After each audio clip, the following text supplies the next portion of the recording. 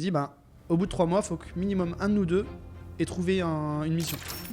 Au bout de 6 mois, il faut que les deux aient trouvé une mission, sinon on rentre en métropole. Yorana tout le monde? Yorana. Bon moi c'est Savinien. Et moi c'est Benjamin. On a tous les deux 37 ans et on a créé une marque ici en local qui s'appelle Dis-moi des mots. Dis-moi des mots. Et on a aussi une agence de communication qui s'appelle L'agence Philo. Alors voilà, si tu veux plus de détails sur nous, rendez-vous sur nos réseaux sociaux. À bientôt. Nana. Il savait qu'on allait partir un jour ou l'autre. Enfin, il savait déjà. Nous, on savait pas où on allait partir. Et on leur a distribué et derrière il y avait un petit mot à chaque fois, c'était marqué peut-être qu'on t'offre ton billet pour Tahiti. Bonjour et bienvenue dans Next Level Podcast, le podcast où on aime interviewer des entrepreneurs et investisseurs. On est en Polynésie aujourd'hui et je suis accompagnée de Ghislain, mon conjoint et associé dans la vie. Et on n'est pas tout seul aujourd'hui, Ghislain. Et non, on a la chance d'accueillir Savinien et Benjamin. Bonjour à tous les deux. Yorana. Merci de nous encourager, de nous mettre un super like sur la vidéo et on va pouvoir commencer avec la première question. Vas-y Chloé. Et bien on va vous demander de vous présenter de la façon dont vous le souhaitez. Je ne sais pas lequel de vous deux veut commencer. Ne vous battez pas. Je vais laisser Sav, c'est le plus bavard. Allez, je commence. Du coup moi c'est Savinien, on m'appelle Sav, j'ai 37 ans, je suis en Polynésie depuis 3 ans et je suis accompagné aujourd'hui de Benjamin qui est mon conjoint et en même temps mon associé dans la vie pour tout ce qu'on a lancé déjà, dont on parlera après. Je sens qu'on a beaucoup de points communs. Ouais, je pense. Je pense. Et donc, moi, du coup, c'est Benjamin, j'ai 37 ans aussi. Et du coup, voilà, ça fait 30 ans qu'on est en Polynésie. Et voilà. Ensemble, à la ville. Et bienvenue en tout cas à tous les deux dans notre podcast parce qu'on s'est déjà rencontrés du coup, donc on a un petit peu discuté ensemble et on a vu qu'on avait beaucoup de points communs et on avait vraiment hâte de vous recevoir ici et on est vraiment très content que vous avez accepté l'invitation. Merci à vous. Donc, avec plaisir. Du coup, on va vous demander déjà qu'est-ce que vous faites dans la vie pour que les gens vous connaissent un petit peu plus. Qu'est-ce que vous faites ici en Polynésie et pourquoi vous êtes venu en Polynésie? Alors moi, du coup, je suis directeur artistique, graphiste. Ça fait 8 ans que je fais ça. En fait, avant, je travaillais dans le tourisme. J'ai fait une reconversion professionnelle. J'ai repris l'école à 30 ans. Oui, c'est possible. Et du coup, voilà, on est arrivé sur le territoire il y a 3 ans maintenant. On était déjà venus, donc on connaissait déjà la Polynésie. Mais là, ça fait 3 ans qu'on est installé. Et voilà, je vais laisser Sav prendre le relais. Je complète. Et du coup, donc, depuis 3 ans, on est ici. On a tout quitté en France, donc nos CDI, notre petit confort, pour se dire on part à l'autre bout du monde et on s'installe en auto-entrepreneur, donc en patenté, comme on dit ici.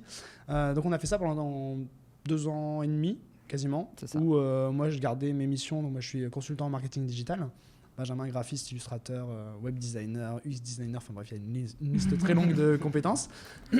Et il y a 2 ans et demi maintenant, on a malheureusement été confiné en Polynésie quand on est arrivé. Mais c'est triste. C'est un peu frustrant parce que quand tu vois le lagon mais tu peux pas y aller, c'est un peu tu viens d'arriver en plus tu dis et en fait nous on a décidé d'en faire une force, enfin sans le savoir au début, c'est-à-dire qu'on a décidé, parce que moi je suis un ancien hyperactif donc j'ai besoin d'avoir des choses à faire et j'ai dit à Ben écoute faut qu'on trouve un passe-temps pendant ce confinement et comme moi je suis hyper à l'aise avec les mots, je fais très souvent des jeux de mots, j'ai eu quelques idées de jeux de mots en tête que j'ai demandé à Ben d'illustrer pour nous occuper au début. Donc on a commencé à poster sur les réseaux jusqu'au jour où un magasin de Montréal nous a contactés pour vendre nos produits. Sauf qu'à l'époque, on n'avait pas de produits, parce que c'était juste un délire de confinement. Donc c'est là qu'est née notre marque Dis-moi des mots doux, dont je pense qu'on va parler Exactement. Et un peu comme vous, ça ne nous suffit pas d'avoir un bébé qui fonctionne bien. On a continué du coup à faire nos activités respectives chacun de notre côté avec des clients et en France et surtout en Polynésie de plus en plus. On a un peu abandonné les clients français au fur et à mesure. Et là, il y a 1 mois, on a officiellement lancé notre agence de communication en Polynésie. Bravo. Merci. Une agence de communication créative digitale pour justement faire nos métiers à une autre échelle, un peu plus poussée. Waouh. Voilà. Bravo en tout cas déjà pour ce petit parcours là qu'on vient d'entendre, mais en plus on ne sait pas encore tout parce que vous avez vraiment fait un grand chemin. Mais on va peut-être revenir aussi au début. Est-ce que avant vous étiez salarié, après avoir été étudiant, vous avez toujours connu l'entrepreneuriat? Alors, en fait, après les études, oui, on a été. Enfin, moi, en tout cas, j'étais salarié. Et puis, à un moment, je me suis dit, j'ai aussi envie de me lancer de me lancer à mon compte. Donc du coup, j'ai fait mon auto-entreprise en France. Donc je bossais en tant que freelance. Mais du coup, je faisais ça à côté de mon vrai métier, quoi, à côté de mon boulot. Donc j'avais quelques missions comme ça ponctuelles. Et puis en arrivant ici en Polynésie, on s'est dit c'est le moment de se lancer à 100%. Le grand écart. Et pareil de mon côté, en fait, moi j'ai ouvert une auto-entreprise très rapidement. La première fois, en fait, c'était un peu par obligation, entre guillemets, parce que je donnais des cours en parallèle de mon boulot dans une école de Lille. Et eux, ils avaient absolument besoin d'un statut auto-entrepreneur.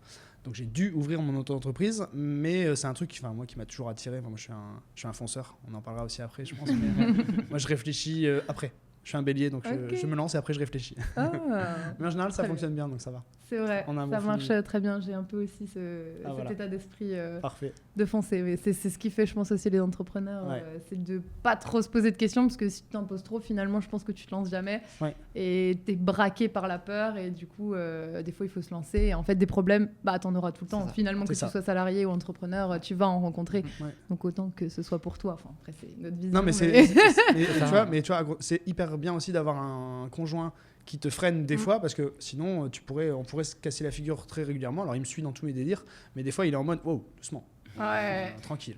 Donc c'est bien aussi cet aspect un peu réfléchi, plus que fonceur. Si on était deux fonceurs, je pense que c'est ça. Et moi, du coup, à l'inverse, c'est bien aussi d'avoir ça, parce que lui, du coup, One Life, il part, il veut faire quelque chose, il le fait, et moi je suis plus sur la retenue, en mode non, mais si ça marche pas, tu lui fais plutôt réfléchir sur. Moi, je me dis non, mais pour le coup, je fonce, mais pour le coup, en fait, Ghislain, il fonce tellement plus que moi que j'ai un peu le même rôle que toi, et on en avait discuté. C'est vrai que on a quand même un peu une peur toujours, et c'est humain. Et du coup, on a le et si ça se passe mal, et du coup, aussi ça aide à se remettre en question et à prévoir en cas de problème.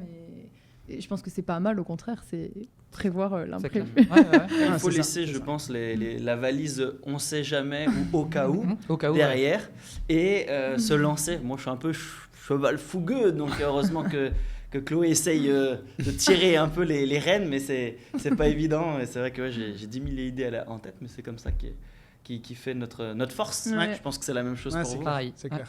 Donc c'est ce qui nous permet aussi d'aller de l'avant quand tu crées des choses, que tu te lances. Et après, il va peut-être plus essayer de canaliser, de focus, et pour dire ça c'est pas mal, on va faire ça.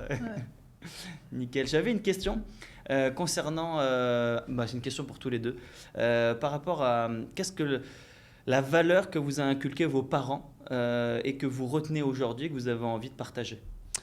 Je vais commencer si tu veux. Moi, mes parents, je remercie toujours mes parents de la façon dont ils nous ont élevés. Je suis issu d'une fratrie de 4, j'ai 3 sœurs. Et en fait, ils nous ont toujours élevés et éduqués en mode ouverture d'esprit x 1000 et être hyper curieux, tous. Après, donc, nos caractères respectifs ont fait qu'on a pris des chemins un peu différents. Par exemple, j'ai une de mes sœurs qui est au contraire très sur la réserve, elle a peur de beaucoup de choses. Alors que, tu vois, nos parents nous ont laissé un peu vivre nos expériences, nous faire découvrir plein de choses. Moi, j'ai mon papa, c'est une des personnes les plus intelligentes que je connaisse de ma vie. Il est curieux de tout, il sait tout faire. Ma mère, pareil, exceptionnelle. Les deux sont vraiment exceptionnels, et du coup, ils nous ont ouvert plein de portes tout de suite et pas forcément nous imposer des choix. À l'école, par exemple, on a fait des choses, soit des filières très... par exemple, moi, je suis issu d'un bac S, des filières classiques. Ma sœur, elle a voulu tout de suite partir en esthétique. Ils ne l'ont pas empêché de partir en esthétique. Tu vois, ils nous ont poussé à faire nos passions et à vivre de nos passions et de... c'est vraiment cool, t'as été vraiment soutenu. Moi j'ai toujours dans ton parcours. Ils sont aussi entrepreneurs ou ils étaient... Pas du tout. Ah non, mes parents ils étaient très ouverts d'esprit aussi par rapport à ça. En fait, je pense qu'ils ont été un peu en avance sur leur temps, mes parents, parce que tu vois, par exemple, j'ai été élevé, rien à voir, mais je veux dire des trucs, des valeurs aujourd'hui qu'on retrouve beaucoup, genre manger bio, j'étais végétarien, j'étais élevé végétarien, on n'avait pas la télé, tout ça, c'était vraiment un espèce de cocon. Mais en même temps, c'était pas, par exemple, quand on était invité chez des gens, ils nous interdisaient pas de manger de la viande. On pouvait manger de la viande, c'était juste, ils nous expliquaient les choses à leur façon. Et donc moi je remercie mes parents de la façon dont ils nous ont élevés. Même quand t'es petit, c'est un peu bizarre, parce que quand tu vas chez des gens et tu leur dis moi je mange pas de viande, ce que tu m'as servi je sais pas ce que c'est, j'en ai jamais vu. C'est un peu étrange au début, mais en fait au final moi je trouve ça génial aujourd'hui. Ce qui est top, c'est l'ouverture d'esprit, effectivement. Ça, c'est super, parce que c'est pas parce que à la maison ça se passe comme ça, on vous propose cette partie-là, mais ça n'empêche pas d'aller goûter ailleurs et de voir un petit peu ce que toi en fait tu préfères. Et c'est ça le plus important, c'est de laisser le choix définitif à toi en fait, à la personne qu'ils aiment le plus au monde. C'est ça. De ne pas avoir été bloqué, parce que souvent ce qui se passe, c'est quand tu es trop bloqué quand tu es enfant, en fait tu as envie de transgresser les règles, et du coup c'est ce qu'ils n'ont pas fait. C'est ça, c'est cool. C'est ça. Et tu vois, un autre truc, tu me demandais si mes parents étaient entrepreneurs. Non, ils ont fait leur carrière toute leur vie dans la même boîte. Et moi j'ai toujours été un petit peu le rebelle pour cette partie-là, justement, dans ma fratrie, parce que tu vois, moi au bout de 2 ans je quittais un CDI pour un CDD. Mon père est venu me voir en disant non mais tu quittes pas un CDI, enfin lui c'était pas possible de quitter un CDI pour justement que un CDD de 6 mois en plus. Et en fait je lui ai dit mais en fait moi je me retrouve plus aujourd'hui dans mon métier, j'ai besoin de changer, j'ai envie de grandir. Et en fait tous les 2 ans j'ai changé de boîte. Mes parents étaient en PLS, je leur ai dit une fois je quitte mon CDI où j'avais la chance d'être plutôt bien payé en métropole. Je leur ai dit je quitte mon CDI pour partir vivre en Espagne avec Ben. Qu'est-ce que tu vas faire ? Bah je sais pas, on verra. Et là ils m'ont regardé, moi, mais non, enfin en mode arrête, parce qu'ils ont connu que ce confort du CDI toute leur vie, donc voilà pour ma part. Mais ça c'est plus les anciennes générations qui pensaient comme ça, tu vois. Moi c'est pareil, mes parents ils ont fait toute leur carrière dans la même boîte. Moi, à la sortie de l'école, ça me dérangeait pas d'être dans une boîte, et si au bout de 2 ans je vois que ça me plaît pas, je suis pas heureux, c'est pas grave, je pars et puis on verra bien, quoi. Mais toi aussi, tu as eu un peu aussi cette façon folle de voir ta vie pro. Ah oui, mais complètement. Enfin, moi je suis sorti de l'école, je cherchais déjà absolument à partir à l'étranger. En fait, je venais de faire 4 mois de stage à l'étranger, je m'étais dit c'est bon, c'est ce que je veux faire. Et à mon retour en France, je me suis dit non, mais en fait, j'ai pas envie de rester là, j'ai envie de repartir. Bon, finalement, j'ai quitté ma région déjà. Je suis parti à 800 km de là où j'habitais. J'ai bossé là-bas pendant 1 an et demi. Et après, pareil, je me suis dit, mais non, en fait, c'est pas ce que j'aime. Donc, du coup, je suis parti en Espagne. Et je suis parti 4 ans là-bas. Et avant, tu étais en Espagne aussi ou... Non. En fait, j'étais à Lille. Je bossais à Lille. Et donc, après mes études, je suis parti en Savoie. Je bossais à côté d'Annecy. Donc j'ai fait ça, j'ai bossé là-bas pendant 1 an et demi, et après je me suis dit non mais je veux partir, et du coup je suis parti en Espagne. Mais c'est hyper rigolo parce que vraiment j'ai l'impression que j'écoute le podcast de Justin et moi, c'est vrai mais c'est énorme. c'est flippant en fait. Et en plus c'est la première fois qu'on reçoit un couple d'entrepreneurs, du coup vraiment j'ai plein de questions, faut que je me retienne là de tout poser parce que c'est fou. En tout cas vous avez un parcours hyper similaire au nôtre, où vous avez pas mal bougé, et je pense que c'est une question de génération, parce que nos parents c'est exactement pareil, ils étaient dans le même boulot quasiment toute leur vie, et ça a été inconcevable que nous on quitte des boulots régulièrement pour écouter nos passions et nos envies du moment, et ils nous reflétaient beaucoup de peur sur nous, alors que c'était pas méchant en fait venant d'eux, c'était vraiment pour qu'on soit en sécurité en fait, mais non, en fait, tout l'inverse. Nous, la sécurité, ça nous fait peur, en fait. Pareil. La routine, c'est ça, la routine, c'est pas possible, quoi. Les parents, ils veulent mieux pour nous. Donc, quand ils te voient en CDI, avec un bon revenu, t'es bien dans ton logement, ta vie est correcte pour bien eux. Manger, voilà. Donc, ils se disent, non, mais c'est parfait, en fait. Cocher toutes les cases de la checklist qui s'étaient faites. C'est ça. Et là, tu leur dis, non, je vais faire mes valises, je pars à l'étranger, non, j'arrête. Et je sais pas ce que je vais faire là-bas. Panique à bord, qu'est-ce qui se passe, qu'est-ce qu'il a là c'est la grosse question. Et d'ailleurs du coup quand vous êtes partis en Polynésie, ils ont réagi comment De toute façon ils savaient qu'on allait partir un jour ou l'autre. Enfin, ils savaient déjà. Nous on savait pas où on allait partir, on hésitait avec la Réunion, et puis finalement quand on a choisi la Polynésie, en fait on avait préparé une vidéo. Et ça c'était trop drôle, on avait préparé une vidéo et tout, un peu comme là maintenant, on était chez nous, et on voulait la diffuser sur nos réseaux sociaux, mais avant de la diffuser, on s'est dit mais non, mais en fait, on est fous, on va pas balancer ça sur nos réseaux sociaux, nos familles vont découvrir ça en même temps que notre communauté. Non, mais c'est mort, on fait pas ça. On était prêts à le faire. On était prêts. Ouais. Mais moi, j'ai dit non, mais moi, ma mère, elle va voir cette vidéo, elle va me dire non, mais je la prends en même temps que tout le monde, ça va pas ou quoi? Et du coup, moi, je l'ai annoncé pendant un repas. C'était à Noël, on l'aura annoncé. À Noël. En fait, ça devait être un peu tendu quand même, non? En fait, on avait un peu marketé notre départ, c'est-à-dire qu'on avait acheté des petits des jeux à gratter à tout le monde Ok. et on leur a distribué. Et derrière, il y avait un petit mot à chaque fois, c'était marqué peut-être qu'on t'offre ton billet pour Tahiti. Oh. Et donc toi, les gens ils disent hein, bah ok, donc ils grattaient et puis en fait personne n'a gagné le. Et puis là, on leur a dit en fait nous, l'idée c'est qu'on parte vivre à Tahiti et donc on espère de tout cœur que grâce à ce jeu à gratter, vous allez pouvoir venir nous voir et ce sera le voyage d'une vie. Pour venir ici. Donc, Ça, c'était comme une annonce de grossesse en fait. Ah, mais ça, le truc à gratter. on avait autant le stress, on était. Mais par contre, c'est génial. C'est stressant d'annoncer ça et en même temps, tu te dis, mais c'est ce que j'ai envie de faire. Ouais. Mentalement, on était prêts tous les deux, on s'est dit, vas-y, parce qu'on avait acheté notre billet, nous, en novembre. Pour le Black Friday, on avait acheté notre billet d'avion. Donc, tu vois, on a attendu quand même 1 mois pour leur annoncer, même s'ils se doutaient un peu, parce qu'on était. Ça faisait des mois qu'on en parlait déjà. Ouais. Qu'on partait vivre à l'étranger, ils s'y attendaient. Alors même comme tu disais tout à l'heure, Gislain, c'est qu'on avait notre confort CDI, on avait acheté un loft, sur le papier tout allait bien, on avait coché toutes les cases et on s'est dit faut partir. Ouais. Enfin nous on avait besoin de partir. Mais tu vois un petit bémol, c'est que on avait ce besoin de partir, mais moi tu vois je suis très famille, très ami et j'avais besoin aussi d'annoncer une deadline, de leur dire on part 1 an ou 2. Okay. Alors, parce que dans ma tête ça me rassurait, alors même tous les deux on s'était mis d'accord qu'on n'avait pas de date de retour et on s'était dit on part 1 an ou 2, on verra, mais ça c'était plus le côté besoin de rassurer tes proches, etc.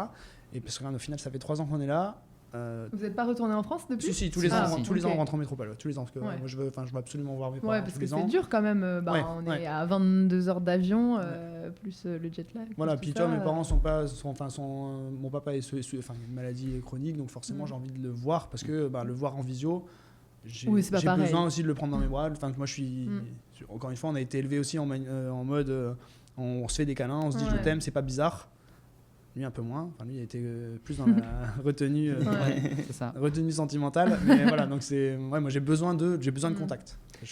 Et qu'est-ce qui a fait que vous avez décidé de partir en Polynésie et comme tu le disais, pourquoi pas la Réunion, en Martinique ou peut-être dans une autre, même à l'étranger, au Mexique ou ailleurs? En fait nous quand on est venu en vacances il y a 7 ans, on a eu un gros coup de cœur, en même temps c'est compliqué de venir ici et de pas avoir de coup de cœur.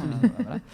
Et donc on s'était dit on partira, on sait pas où mais on partira. Mais ce qui était drôle quand tu parles de coup de cœur, c'est ce que je dis aux gens, tu vois, le coup de cœur pour la Polynésie est simple parce que les paysages sont magnifiques.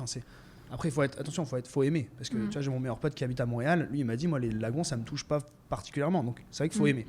Mais nous ce qui nous a plus marqué la première fois qu'on est venu en vacances, c'est justement cette approche avec les gens.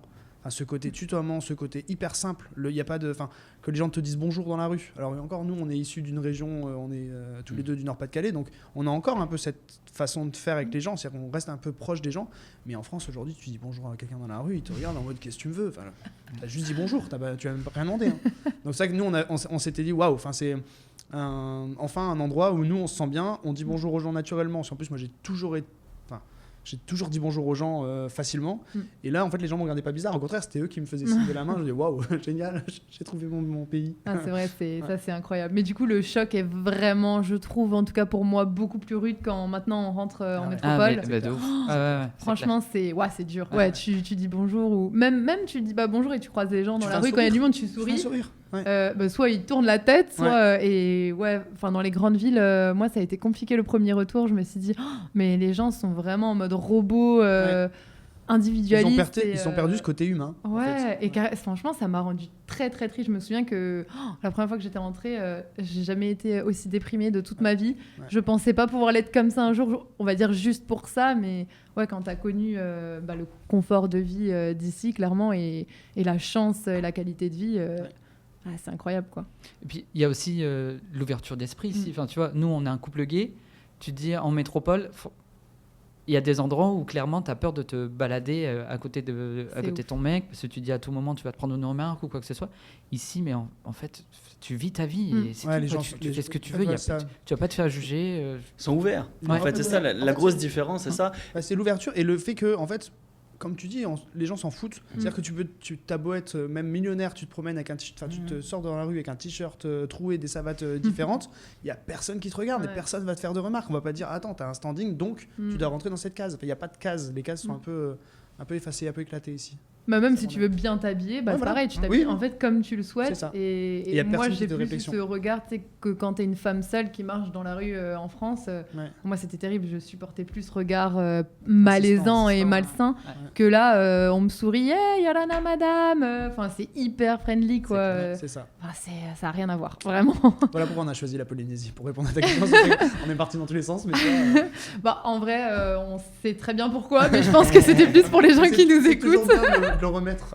De préciser C'est bien. le fameux why aussi, de savoir pourquoi en fait vous êtes parti, quelle était votre volonté de réussir aussi ici et de changer en fait de vie, mais aussi vie personnelle, mais vie professionnelle également, Ouais. et de pouvoir vous installer plus sur la longue durée en fin de compte. Hein. Je pense que c'est le... Bah, après, on est allé à tâtons, hein, parce que tu vois, professionnellement, on savait qu'ici, c'est un endroit quand même sur Terre où la vie coûte cher. Mhm. Et on s'était dit tout de suite, on avait économisé assez d'argent pour dire on peut vivre 1 an sur place en se faisant un peu plaisir, c'est-à-dire en visitant quelques îles, etc. Donc on avait cet argent de côté et on s'est quand même dit, on avait fait ce qu'on a mis en place, la technique des 3 ou 6 mois.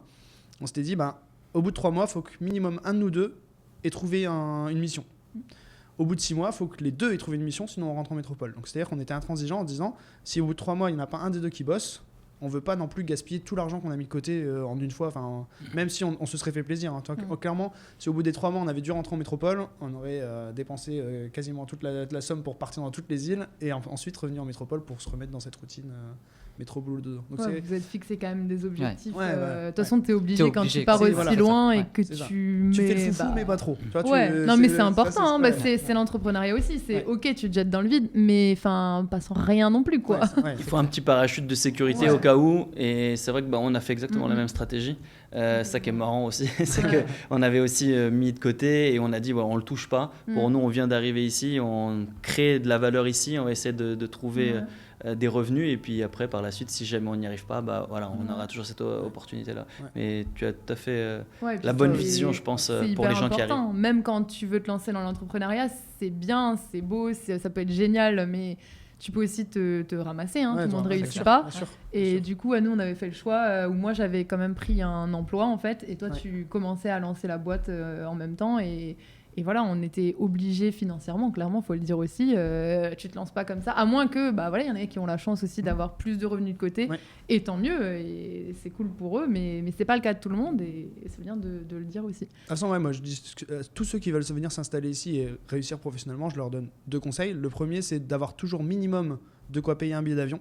Ouais. Parce qu'on ne sait pas de quoi la vie est faite et puis tu peux revenir du jour au lendemain parce que soit tu as un problème en métropole à régler, soit parce que en effet, tu travailles pas. Donc minimum de côté d'avoir ça. C'est bien d'arriver ici, mais si après tu peux pas rentrer, tu vois, si ça marche pas pour toi, il oui. faut bien que tu puisses rentrer Ouais. en métropole, quoi. Donc, Et Clairement. l'autre conseil que je donne, c'est de ne pas arriver avec tes gros sabots en disant je suis meilleur que tout le monde et je vais réussir. Parce qu'il y en a plein. Ouais. Il y en a plein qui arrivent comme ça. Alors c'est peut-être vrai, tu es peut-être le meilleur expert de ton domaine et c'est très bien, félicitations. Par contre, si tu arrives en Polynésie, il n'y a personne qui t'attend. Ouais. Tu peux aller sonner chez toutes les boîtes en disant je suis le meilleur du monde en telle technologie, par exemple, si on parle d'informatique. Merci, mais pour l'instant, j'ai pas besoin de toi. Donc, Oui, ils vivent très bien déjà Ah oui, sans bien nous, sûr, donc bien sûr. C'est quand même- clairement. Les gens qui arrivent ici en disant la Polynésie a 30 ans de retard, je vais régler ce problème. Non, en fait, on est très bien avec nos 30 ans de retard. Et puis en plus, on n'a pas 30 ans de retard. Il y a plein de domaines dans lesquels la Polynésie excelle par rapport à la métropole. D'autres un peu moins, certes, mais en fait, il n'y a personne qui t'attend pour révolutionner le monde polynésien. ça marche très bien sans toi, donc Ouais. en fait, c'est ça, on t'attend pas. C'est ça. Je pense que c'est une force, l'adaptabilité. De se dire, ça fonctionne comme ça. Les personnes qui arrivent, qui se disent, soit je m'adapte, soit je pars. En fait, tu as 2 choix. Pour moi, ça paraît assez simple. Après, effectivement, il y a des business qui fonctionnent depuis des années et fonctionnent très bien. Et il n'y a jamais eu de certains business qui fonctionnent à l'étranger. Et ici, il n'y en a jamais eu besoin. Ouais. Donc après, c'est vraiment des c'est choix. ça, s'expatrier, c'est en Polynésie ou ailleurs, en fait. Si tu as choisi de vivre comme tu vivais en France ou de là où tu viens, je vois pas l'intérêt de s'expatrier. Quoi. Après, bien sûr, tu as des fois des exigences de confort ou des choses comme ça. Mais tant que tu les imposes pas aux autres, c'est ok. Mais c'est vrai que pour nous aussi, c'était évident de pouvoir s'adapter autant qu'on pouvait à la culture. Et en même temps, on vient aussi beaucoup pour ça. Donc, c'est ça. En plus, on a de la chance de vivre dans un pays où la culture est prédominante. C'est waouh. Si t'es un peu... Alors, il y a beaucoup de gens aussi qui, en venant ici, nous disent ouais, mais justement, il n'y a pas de culture, il n'y a pas de cinéma, il n'y a pas de théâtre, il n'y a pas de machin. Je leur dis, en fait, il n'y a pas la culture que toi tu connais. Mais tu as une culture énorme ici, tu peux aller dans toutes les îles, c'est hyper marqué. En plus, moi ce que j'adore, c'est le partage de cette culture. C'est-à-dire qu'ils ne gardent pas tout ici en disant non, moi t'es juste un touriste de 15 jours, je te donne rien. Au contraire, ils t'apprennent le maximum de choses et si t'es un minimum intéressé, tu peux apprendre plein de choses. C'est comme les mots en tahitien ici. Faut quand même le préciser. On vit dans un pays où on mélange le français et le tahitien tous les jours. Il suffit juste de la présentation. On a dit Yaorana et c'est devenu logique pour nous de dire. Quand on rentre en métropole, moi je dis Yaorana en rentrant dans des boutiques. Et tu te sens. Les gens moi, c'est pas celui-là, mais c'est le nana. Le nana, ouais, pareil. C'est automatique. On fait un call en France. Avec le banquier, j'ai dit nana. Non, mais ça arrive tout le temps. J'en pouvais plus. Et puis en fait, j'avais raccroché, donc j'ai pas. Elle disait, mais qu'est-ce qu'elle a là? C'est là cette nana. Qu'est-ce qu'elle a la nana là? J'ai pas compris là. Donc, toi, je trouve ça génial aussi de se dire que, tu vois, on efface des mots de du français pur, de bonjour, merci, au revoir, on le dit quasiment plus. Et on profite des mots tahitiens et ça, je trouve ça génial. Complètement. Je rebondis du coup par rapport aux mots tahitiens et aux jeux de mots que tu disais avant, parce que du coup, l'entreprise que vous avez lancée ici, qui était de base du coup pas vraiment une entreprise, c'était un délire entre vous et parce que tu dessines bien. C'est ça. À ce qu'on a vu, hein, c'est top. et du coup, Savinien aussi avait le bon jeu de mots. Et donc, comment ça vous est venu cette idée? Et surtout, après, moi j'ai la question, est-ce que ça a été naturel de vous lancer en couple dans cette aventure? Parce que, pareil, c'était pas évident. Nous-mêmes, on le sait, il y a des plus et des moins dans ce choix. Du coup, peut-être. En fait, ce qui est drôle, c'est que nous, quand on est arrivé ici, on s'est pas dit on va en Polynésie, on va monter un business. On s'est dit on va en Polynésie, on va faire ce qu'on sait faire. Ok, on va se mettre à notre compte à 100%, mais on va faire ce qu'on sait faire. Donc, si on trouve des missions, en marketing, moi en graphisme et tout, ok, c'est ok, ça marche, c'est ce qu'on veut et c'est ce qu'on sait faire. Puis, on nous annonce qu'on va être confinés. Et donc, la veille du confinement, on est à la plage et Sav me dit mais en fait, non mais là, 15 jours confinés, mais qu'est-ce qu'on va faire, quoi? Alors lui, il tourne en rond au bout de 3 minutes, c'est mort, qu'est-ce qu'on va faire? Et là, vas-y, je te laisse continuer. Parce que c'est... Là, du coup, en fait, moi, donc on se posait juste cette question de dire qu'est-ce qu'on va faire pendant ce confinement? Enfin, ça va être long. Et devant moi, il y avait des pilotis. Et puis, bêtement, moi, je décompose le mot dans ma tête et je dis pile oti. Et oti en tahitien, ça veut dire fini, terminé, etc. Et donc, je dis à Ben, tu fais un dessin d'une maison sur pilotis, mais les pilotis sont des piles qui tirent la langue en mode elles sont en fin de vie, tu vois vraiment. Puis je rigole de ma connerie tout seul et mais vraiment je suis comme un enfant là, je fais c'est drôle ce que j'ai dit, oh là là. Et puis donc je lui dis ça et puis après je lui dis mais en plus quand tu décomposes Tahiti, tu peux mettre Tahiti. Les titis c'est les seins en tahitien et là je pars sur un deuxième jeu de mots et en fait en une demi-heure j'ai une dizaine de jeux de mots qu'on se note tout de suite. Parce que je me dis, on va les oublier. Enfin, moi, je dis beaucoup de conneries, mais je les oublie rapidement. Noter, Et donc, on se crée une liste comme ça qui commence à illustrer pendant le confinement et qu'on diffuse sur nos réseaux. Et c'est là qu'un magasin de Montréal nous contacte sur Instagram en disant hello les garçons, est-ce que vous faites du dépôt-vente? Si oui, je veux vendre vos produits. Et moi, je me souviens toujours de cette réponse qu'on lui a apportée en disant écoute, c'est hyper gentil de ta part, mais on n'a pas de produit. On vend du vent. On vend y a rien, du graphisme sur les réseaux, donc on n'a rien. Et du coup, on s'est dit il y a peut-être un truc à tester. Donc on a sorti 6 affichettes format A5 qu'on a déposées dans sa boutique en se disant on verra. Combien? 6 okay. On avait fait. Il y avait 6 designs différents. Voilà, 6 designs. Okay. On avait fait 100 exemplaires de chaque. On lui en avait posé une dizaine au début. Et en fait, en une semaine, elle me dit il m'en faut encore, j'en ai plus. Et là, tu fais waouh. Et en fait, on aurait pu en sortir plus. Ouais. Mais en fait, moi, je suis un peu. Tu vois, t'as les deux profils. Moi, je suis le côté stressé. Et clairement, ça me faisait peur d'investir. Ça, il était là, il était prêt à investir des sommes. Et allez, vas-y, si ça va marcher, c'est sûr et tout. Mais j'ai dit, mais non, mais c'est mort. T'imagines, ça marche pas. Qu'est-ce qu'on va se retrouver avec 10 000 affichettes? Qu'est-ce qu'on va faire avec 10 000 affichettes? T'es mignon, mais. C'est vrai que le côté prudent de Ben, du coup, c'est pour ça qu'on a fait imprimer en France parce que c'était moins cher. Du coup, vous aviez un délai quand même. Non, même pas. Non, c'était rapide. C'était assez rapide. Donc, du coup, on a reçu les affiches, ça a fonctionné. On a, du coup, ce qui nous a permis d'avoir. Parce qu'on a décidé aussi entre nous, comme on avait la chance de pouvoir avoir des missions à côté, de ne pas toucher à l'argent qui rentrait grâce à notre marque Dis-moi des mots tout. Et donc, l'argent qu'on a récupéré nous a permis d'investir dans des cartes postales. Et là, on s'est tout de suite dit alors, par contre, la marque, on voit qu'elle commence à fonctionner. Moi, je veux pas faire du made in France tout le temps, donc on va se renseigner. En plus, c'est des métiers qu'on connaît pas du tout. Nous, l'imprimerie, on connaît, mais on est en contact avec les imprimeurs. Tu connais pas le fait de toi-même aller donner un produit à imprimer. Donc, on s'est renseigné en local. On a trouvé un imprimeur qui nous a imprimé nos cartes postales, puis par la suite nos affiches, nos stickers, etc. Enfin, maintenant, on a plein de produits, mais c'est du réinvestissement à chaque fois. Parce qu'on a de la chance d'avoir une marque qui fonctionne plutôt bien. Ouais. On est distribué dans 7 boutiques aujourd'hui, et pour l'anecdote aussi, c'est que ce sont les boutiques qui sont venues nous chercher et pas nous. C'est ouf. Donc, tu vois, c'est... Ouais. Moi, je trouve ça génial, c'est que tu vois, les boutiques viennent nous voir en disant j'aimerais vendre tes produits, ok, et là on met en place un partenariat, alors que tu vois, c'est pas.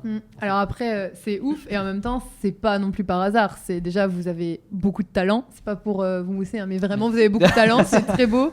Le jeu de mots est bien trouvé, et surtout, vous avez su aussi vous imposer sur les réseaux sociaux. Oui. Parce qu'on n'en a pas parlé, mais vous êtes aussi les geeks touristiques en compte un peu plus perso, et Dis-moi des mots tout que vous avez créé en page Instagram, où vous avez quand même une bonne communauté, vous avez su fédérer. Et du coup, c'est qui gère la page Insta entre vous ? Les deux. Les deux, ouais. Ok. Pendant des années, Geek Touristique, c'était plus moi à 100%, jusqu'au jour où en fait, je me suis retrouvé dans une situation où c'était mon métier. Hein. Moi, à la base, je suis expert en réseaux sociaux. Donc, on a lancé Geek Touristique à la base pour faire des tests. C'est-à-dire que je travaillais dans une agence d'influence, justement, de marketing d'influence et relations presse. Et du coup, moi, ça m'intéressait de connaître l'autre côté quand je contactais des influenceurs, de connaître l'autre côté. Donc, j'avais juste lancé, mais pour faire des tests. À la base, même pas pour avoir, nous, des followers. Hein. Je voulais juste comprendre de manière beaucoup plus poussée comment fonctionnait Instagram de leur côté. Et ça a fonctionné. Donc, on a été suivis au début pas mal. Après, on cherche pas forcément, nous, avec ce compte, on cherche pas la course aux followers. Enfin, c'est-à-dire on stagne depuis 1 an et c'est pas grave, c'est ok. Enfin, on ne cherche plus à avoir beaucoup de... Même si lui, au début, il y avait du mal. Lui, au début, tu vois, en fait, c'est ça qui est dingue, c'est que tu vois l'engrenage et tu te dis ça fonctionne, donc j'ai envie d'avoir plus de followers. Donc lui, il regardait que ça et tout. Mais je dis, mais en fait, on s'en fout. Enfin, à la base, je te rappelle, c'est un compte de test pour moi. Donc, et en fait, je me suis retrouvé dans cette situation où j'avais trop de choses à gérer sur Geek Touristique. Et ça me dégoûtait. C'est-à-dire que je postais tous les jours, je faisais des stories tout le temps et lui faisait rien. Et donc je lui ai dit un jour, écoute Ben, on va arrêter Geek Touristique. Moi, je le fais plus avec envie. Ouais. Je le fais parce qu'il faut le faire. Parce que les algorithmes demandent d'avoir du contenu, etc. Et je lui dis, moi, j'ai plus envie. Et puis ça me prend du temps. On répond à, je sais pas, entre 50 et 100 DM par jour. Énormément de temps, ouais. Voilà. Et donc tu te dis, en fait, c'est devenu un vrai métier alors qu'à la base, c'est un truc de délire. Enfin, et donc là, je lui ai dit, moi, j'arrête. Et il a commencé à prendre le... Ouais, moi je me suis dit non mais attends. T'es frustré. Ouais, de ouf. En fait je me suis dit en fait non, ça marche. Donc pourquoi on va arrêter quelque chose qui fonctionne ? Je comprends. Donc là je me suis dit bon allez vas-y, il faut que je m'y mette un peu, tu vois. Surtout que j'ai mon compte perso, tu vois, à côté. Donc je me suis dit je le fais pour mon compte perso, pourquoi je le fais pas Je le ferais pas pour notre compte à deux. Donc aujourd'hui on en fait 50-50 sur Geek Touristique. Et tu vois à l'inverse sur Dis-moi des mots tout, on a tout de suite voulu créer un feed qui soit... un feed continu. Ouais. C'est-à-dire que quand tu vas aujourd'hui sur notre page, n'importe quel moment tu arrives sur la page, tu vois que tous les posts se suivent. Ça, c'est moi qui ai demandé de faire ça à Ben. Il m'a pesté au début. Ouais. Et aujourd'hui, moi, des fois, je me dis, on va arrêter progressivement, on va commencer à créer du contenu un peu plus naturellement, parce que là, il faut toujours qu'on ait 3 posts d'avance. Donc, il n'y a pas de spontanéité. C'est super dur de faire comme ça, parce qu'on l'a commencé aussi au début, et après, en fait, tu t'auto-bloques. C'est ça. C'est ça. En fait, tu n'as pas de place à l'imprévu. Là, tu peux pas te dire, ok, demain, je dois poster ça. Tu postes la petite photo du salon avec les gens que tu as rencontrés, ça passe pas dedans. On a eu le même problème, et là, on a arrêté, du coup, donc c'est moins joli. Mais tu vois, nous, on arrive encore, et c'est vrai que c'est marrant, tu vois, moi, tu vois, j'avais un peu baissé les bras sur Geek Touristique à un moment, probablement qu'il a pris la relève, et sur Dis-moi des motos c'est l'inverse, c'est lui qui a envie de baisser les bras des fois en me disant non viens on arrête le feed qui se suit, enfin c'est complexe, et moi je dis non, moi je veux pas, tu vois, aujourd'hui il y a plein de gens qui viennent nous voir sur Instagram en disant waouh, même des gens sur le salon, enfin je rencontre les gens qui ont le plus beau feed de Polynésie. Waouh, enfin c'est une marque, donc c'est à dire qu'on a créé un feed pour une marque et les gens te disent c'est le plus beau feed de Polynésie, enfin c'est dingue. Mais du coup, là, t'as pas envie d'arrêter. Non, c'est clair. C'est clair. Ça rebooste. Après, ça va, vous pouvez vous permettre de le garder parce que tu peux faire quand même des posts du coup sur votre compte commun où les gens vous connaissent et savent que vous êtes les créateurs de votre marque, quoi. De toute façon, notre marque, moi, du coup, j'ai accompagné beaucoup de jeunes marques qui se lançaient. Et à chaque fois, je leur disais, une marque est aussi rattachée à une personne. Et quand tu expliques à un entrepreneur qui, quand il faut se lancer, par exemple, même si tu ouvres un bar, il faut que tu montres l'envers du décor, ce qu'on appelle en marketing le storytelling. C'est-à-dire que de dire, je veux voir les travaux, je veux voir tes galères, je veux voir tes réussites, les moments où tu as un petit coup de mou, où justement tu vas dire à ta communauté, en fait, j'ai envie de baisser les bras, aidez-moi. Et c'est comme ça que tu fédères une communauté. Et j'avais dit à Ben, moi je veux tout de suite, même si c'est pas un exercice hyper facile, parce que quand tu dois te mettre en story et parler ou faire des TikTok pour parler face cam. De tes problèmes, c'est le plus dur. Ça, et puis en plus, c'est pas notre génération. C'est-à-dire que nous, on a eu la chance de naître et de connaître les réseaux sociaux par la suite. La génération actuelle, eux, ils sont nés avec les réseaux sociaux. C'est-à-dire que pour eux, c'est normal de se filmer en face cam. Enfin, il y a des études qui ont été faites de psychologie. Nous, à l'époque, si je te dis, vas-y, mime-moi de prendre une photo. Prends une photo. Je fais un selfie, quoi. Alors, donc Voilà. toi, t'as la nouvelle Ouais, génération. Parce que Mais toi, moi, nous je laisser ça, suis ouais. plus jeune que vous. moi. Ah bah c'est pour mais ça. tu vois, mais c'est dingue parce que tu vois, moi, tu me dis, fais-moi une photo, moi, je vais te Ah, faire toi, ça. tu fais ça. Ok. Ouais, tu vois. Moi aussi. Et les gamins, enfin, Chloé, du coup. Non, mais je trouve ça génial, du coup. Parce Mais que, par contre, je suis tu vois, hyper contente Voilà. d'être venue aujourd'hui. mais Je voilà, suis ravie. Putain, t'es hyper jeune.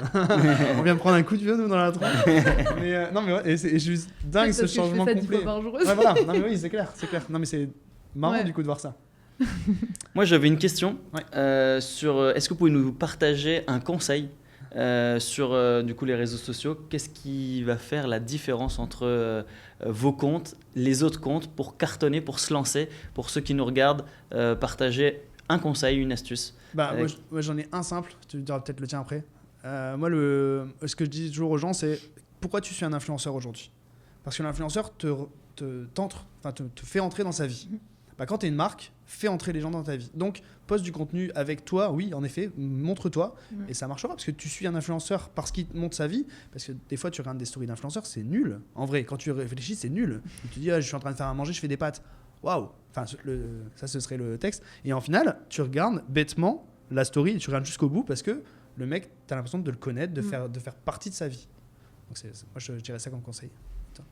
Moi, ça serait d'avoir des petites astuces, tu sais, genre, tu vois, par exemple, faire des belles stories, donc pas passer trop de temps sur tes stories, parce que de toute façon, ça dure 24 heures, donc limite, on s'en fout si c'est pas... Mais ouais, enfin, je sais pas, tu vois, par exemple, préparer tes petits stickers, tu vois, dans ton téléphone, les garder, pour juste faire une story qui soit belle, mais rapide, tu vois. Ouais. Et puis pas se prendre trop la tête, parce que pour le coup, en plus, les stories, ce que les gens ils aiment, c'est justement ce que tu disais, les coulisses, la spontanéité, ça reste 24 heures, et les gens ils veulent pas avoir un truc trop tout préparé, parce que ça fait pas authentique, clairement. Donc, c'est ça. Donc ouais. Comme et je c'est dis, comme ça que les gens rentrent dans ta vie. Ouais. Vaut mieux fait que parfait. Hein. C'est ça le plus important, c'est de poster, de faire du contenu pour avoir de la visibilité. Et après, le reste, rien ne peut être parfait. Hein. On est perfectible tout le temps. Donc, de toute façon, dans tous les cas, on va s'améliorer au fur et à mesure. Mais le but, c'est de poster pour avoir de la visibilité. Et puis se donner une image trop lisse aussi de soi. Forcément, pour soi-même, c'est beaucoup plus simple de dire quand on réussit, quand on fait des belles choses. Mais en fait, la réalité, c'est que dans une vie, tu as toujours des problèmes, tu as toujours des difficultés. Et le fait d'en parler, moi-même, je l'ai remarqué sur mes propres réseaux, c'est là où en fait, ça génère aussi le plus de commentaires. Les gens se reconnaissent. Ah, toi aussi, t'as des problèmes. Pourtant, je crois que t'avais une boîte qui cartonnait. Oui, mais ça veut pas dire que genre t'as pas de problème. C'est ça. Rien n'est simple, quoi. Encore plus ici, je trouve, en Polynésie, où les gens ont l'impression qu'on vit au paradis et qu'on n'a aucun problème. Et t'as envie de dire, mais en fait, oui. En plus, ce que je montre sur les réseaux, c'est une vie parfaite parce que sur les réseaux, chacun montre une vie parfaite. Enfin, tu montres pas tes galères ou quand tu travailles. Enfin, nous, on a souvent la réflexion des gens qui nous disent, mais en fait, vous bossez jamais. Et on leur dit, combien de fois on l'a eu celle-là? En fait, on leur dit, mais en fait, on bosse peut-être même plus que toi, parce que moi, quand je suis le dimanche derrière mon ordi toute la journée et que je fais pas de story parce que je suis en train de bosser, en vrai, tu le vois pas. Ou alors quand je suis, moi, je raconte toujours l'anecdote. Une fois, on était à Bora Bora sur Pilotis, donc tu vois le cadre idyllique. Il reçoit un appel urgent d'un client il faut faire une modif sur un truc qu'il avait fait. Il est posé sur son Pilotis avec son ordi, il est en train de bosser. Alors qu'en vrai, la plupart des gens auraient décroché leur cerveau, ils auraient dit allez, tiens, je viens de chercher dans 3 jours, je reste sur Pilotis et je ne bosse pas. C'est un peu aussi la contrepartie de l'entrepreneuriat, c'est que tu as une frontière entre la vie perso et la vie pro qui devient hyper mince. Mais à côté de ça, voilà, si un lundi après-midi tu m'appelles et tu me dis viens, on va faire un tour sur le lagon en paddle, oui, viens, avec plaisir. Et je serais pas frustré de me dire ah non, faut que je travaille absolument parce qu'on est lundi. Non. Il y a plus de jours après quand tu es entrepreneur. Ouais, tu comptes pas tes heures et au contraire, tu peux prendre ton moment off aussi quand tu le souhaites et quand il y a moins de monde, ça c'est le plus aussi. C'est génial. De pas avoir les mêmes jours. Il n'y a plus de réveil surtout. Non, c'est ça qui fait plaisir. Qui a changé, je pense, la vie de tous les entrepreneurs, c'est de se dire, moi je me lève plus tôt maintenant. C'est ça aussi la surprise. Beaucoup plus tôt. C'est que avant, pour se lever à 8h, ça sonne, hop, t'as la tête en diagonale, et là tu te dis 6h du matin, en plus avec le soleil ici qui se lève plus tôt, donc t'es tout de suite dans la dynamique et t'attaques ta journée à fond, quoi. Et puis en plus, moi c'est comme ça, je me suis rendu compte que j'étais hyper matinal, alors qu'en métropole je disais non, j'aime pas le matin, enfin complètement. En fait ici je me rends compte que je bosse à fond, enfin mon cerveau a toutes les capacités à bosser, à être hyper créatif de 6h à 11h. Après 11h, il faut que je fasse des tâches qui me demandent moins de réflexion, moins de choses, parce que j'ai plus envie en fait. À partir du moment où j'ai faim, du coup je pense à manger. Après manger, je pense à me dire putain, il faut que je me relaxe un peu, etc. Et après tu vas faire tes courses, machin, et du coup tu oublies de travailler. C'est sûr. Donc c'est pour ça que quand tu dis on se lève beaucoup plus tôt et naturellement tu te lèves, c'est trop bien. Enfin, tu te lèves le matin, tu te lèves à peine, tu bois ton petit café en travaillant direct parce que tu sais que ton cerveau est au taquet. Et tu vas pas te laver, enfin t'es tranquille et puis tu vas te laver quand t'imagines dire ça en tant que salarié. J'arrive à 6h, de 6h à 11h je bosse, et après je vais prendre une petite pause et l'après-midi je suis là mais tu m'en demandes pas trop.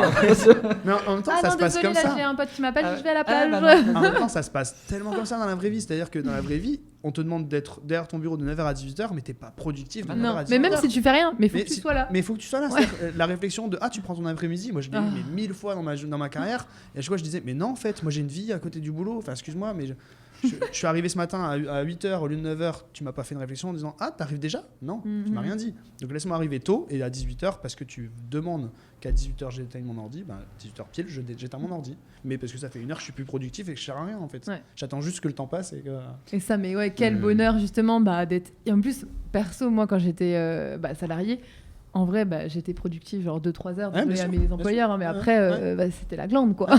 Alors que là, je sais que je vais être ultra productive pendant mes 3 heures à fond, genre, faut pas me parler. Mais alors après, je suis en mode full détente, je fais ce que je veux. Mais du coup, c'est toujours le moment où t'as envie de faire des stories, machin, et donc t'as bien la remarque, genre, hey, vous êtes en Polynésie, vous faites rien.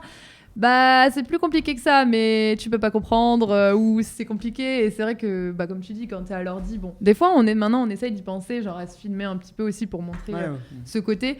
Mais c'est moins naturel. Puis on se dit, ça va pas être intéressant. Et je sais pas si vous avez ce même problème d'ailleurs. J'ai une question, c'est que nous, on adore montrer les coulisses, etc. Et on sait aussi que c'est un peu les codes des réseaux sociaux. Sauf que on a un peu plus de mal à le faire en Polynésie dans le sens où, tu vois, tout le monde te connaît, tout le monde va se sentir visé. Enfin, tu vois, quand t'as un peu des soucis dans le travail ou quelque chose qui s'est très bien passé, tu sais pas toujours si... Alors, ça dépend qui est comment, mais tu sais, à donner des noms ou donner des situations un peu plus précises. Tu vois, avec ça, et encore plus ici, ici, comme tu viens de le dire, c'est un petit village. Donc, en gros, on évite de balancer... Enfin, tu vois, on a eu des soucis ici avec des boîtes. On n'a jamais parlé sur nos réseaux. C'est-à-dire que, alors pourtant, clairement, en métropole, je les aurais pourris parce que j'ai travaillé, j'ai fait un moment dans ma carrière de la e-réputation, je sais comment ça marche. Moi, si tu veux, on peut parler d'e-réputation, il n'y a aucun souci, je peux te la redorer x 1000, mais je peux aussi appuyer là où ça fait mal. Et on ne l'a jamais fait ici parce que déjà de une, on a pignon sur rue, comme tu dis, donc tout le monde nous connaît, ça va très vite. Et puis, puis en plus, je trouve que c'est tellement pas l'état d'esprit de la Polynésie de ressasser le négatif. Au contraire, tu dis c'est pas grave. Hop, on passe à autre chose. Donc le faire oui, mais avec parcimonie x 1000 parce que et sans moi je viserai personne. Ah oui, non, je pense que la personne de toute façon, si elle a fait des conneries, elle se sentira visée. Mais c'est tout, c'est juste le petit. Mais ça, c'est vrai que c'est quelque chose qu'on a remarqué aussi sur le nombre des années où on entreprend ici. Et je rencontrais souvent des Polynésiens qui avait travaillé avec un de nos concurrents et où ça s'était mal passé. Et en fait, ils osaient pas. En fait, ils osaient pas aller le dire ou aller le dénoncer, etc., etc. Il a dit nous entre Polynésiens, on règle les choses entre nous.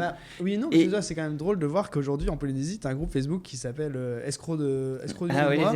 D'accord. Donc mais je connais pas pour tout, non ? Enfin, si. Tu vas dessus, tu verras, c'est drôle parce que et du coup là, tu as énormément de Polynésiens qui viennent balancer sur des escrocs. Donc d'un côté, tu as envie de te dire c'est très bien, au moins je vais pas faire confiance à cette personne. C'est un escroc. Bon, après, tu as tout et rien. T'as des trucs qui... c'est pas de l'escroquerie, c'est juste parce que t'as un petit différent avec quelqu'un. Mais donc ça, c'est drôle ce que tu dis. Ils le disent plus par derrière que par devant. Parce que c'est beaucoup. Parce que Facebook aussi, ça a énormément d'ampleur ici. C'est clair. C'est une force. C'est clair. C'est un peu le balance ta start-up, quoi. Ouais, c'est ça. Exactement. En mode, c'est ça. Ouais, ce compte, purée, je pense qu'il en a balancé pas mal depuis. C'est clair. Et du coup, pour revenir au fait de travailler en couple, parce que je me demande si, mais je pense que oui, c'est vrai, est-ce que c'est tous les jours facile? Ah, mais carrément pas. Ben, je sens que tu as des choses sur le cœur. Non, mais en fait, il y a des jours où ça est très pointilleux, alors que moi, pas du tout. Et des fois, il va me dire ah non, mais ça va pas du tout, ça va pas du tout. Et là, je lui dis non, mais en fait, fais-le. En fait, le problème en couple, c'est que t'as pas de filtre. C'est-à-dire que la personne, elle te connaît par cœur, et t'as pas besoin de lui dire, tu lui dis juste c'est moche, voilà. Ouais. Alors que dans le monde pro, non mais dans le monde pro, jamais tu dirais ça. Ouais. Tu dirais c'est pas mal, mais j'aurais peut-être fait comme ça, machin. Là, t'arrives, tu dis non, j'aime pas. Et il y a pas alors moi je sais que je suis très comme ça, je lui laisse pas le choix, c'est-à-dire que si j'aime pas, je le fais pas et je le lancerai pas.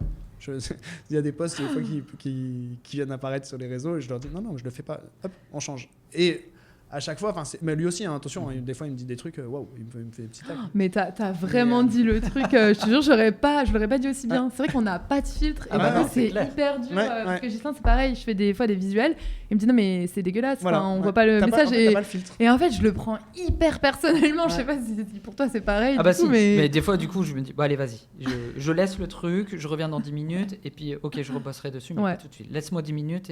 Mais à contrario, tu vois, et je trouve que ça c'est hyper important, c'est qu'on se dit aussi les choses positives. Des fois, je lui dis waouh, canon, j'adore. Heureusement. Souvent, même il y a des petites phrases qu'on se lance, machin, c'est t'es fier de ton mec, tu vois, et on se le dit régulièrement. C'est-à-dire si on se le dit pas, on se pose la question. C'est qu'est-ce que t'en as pensé. Tu connais la musique. Ça fait quoi d'être avec une heureuse? Et en plus, ce que tu dis, c'est que tu prends personnellement quand t'as une attaque. Mais quand t'as un compliment, c'est x1000. C'est-à-dire que tu fais merci. T'es limite gêné alors que la personne elle t'a juste dit waouh, tu m'impressionnes. Et puis en même temps, ça fait plaisir à entendre. Tu vois, il y a des fois, on est en rendez-vous client, on sort de là, je lui dis waouh, tu m'as impressionné, franchement. C'était stylé. Et franchement, ça fait plaisir à entendre. C'est pour ça que je pense qu'en couple, il faut savoir se dire les choses positives comme qui vont venir. La communication, de toute façon, on prêche des convaincus, je pense aussi. Mais complètement. La communication, et un autre truc aussi qu'il faut faire, c'est que dès qu'il y en a un qui vrille, c'est aller tout de suite.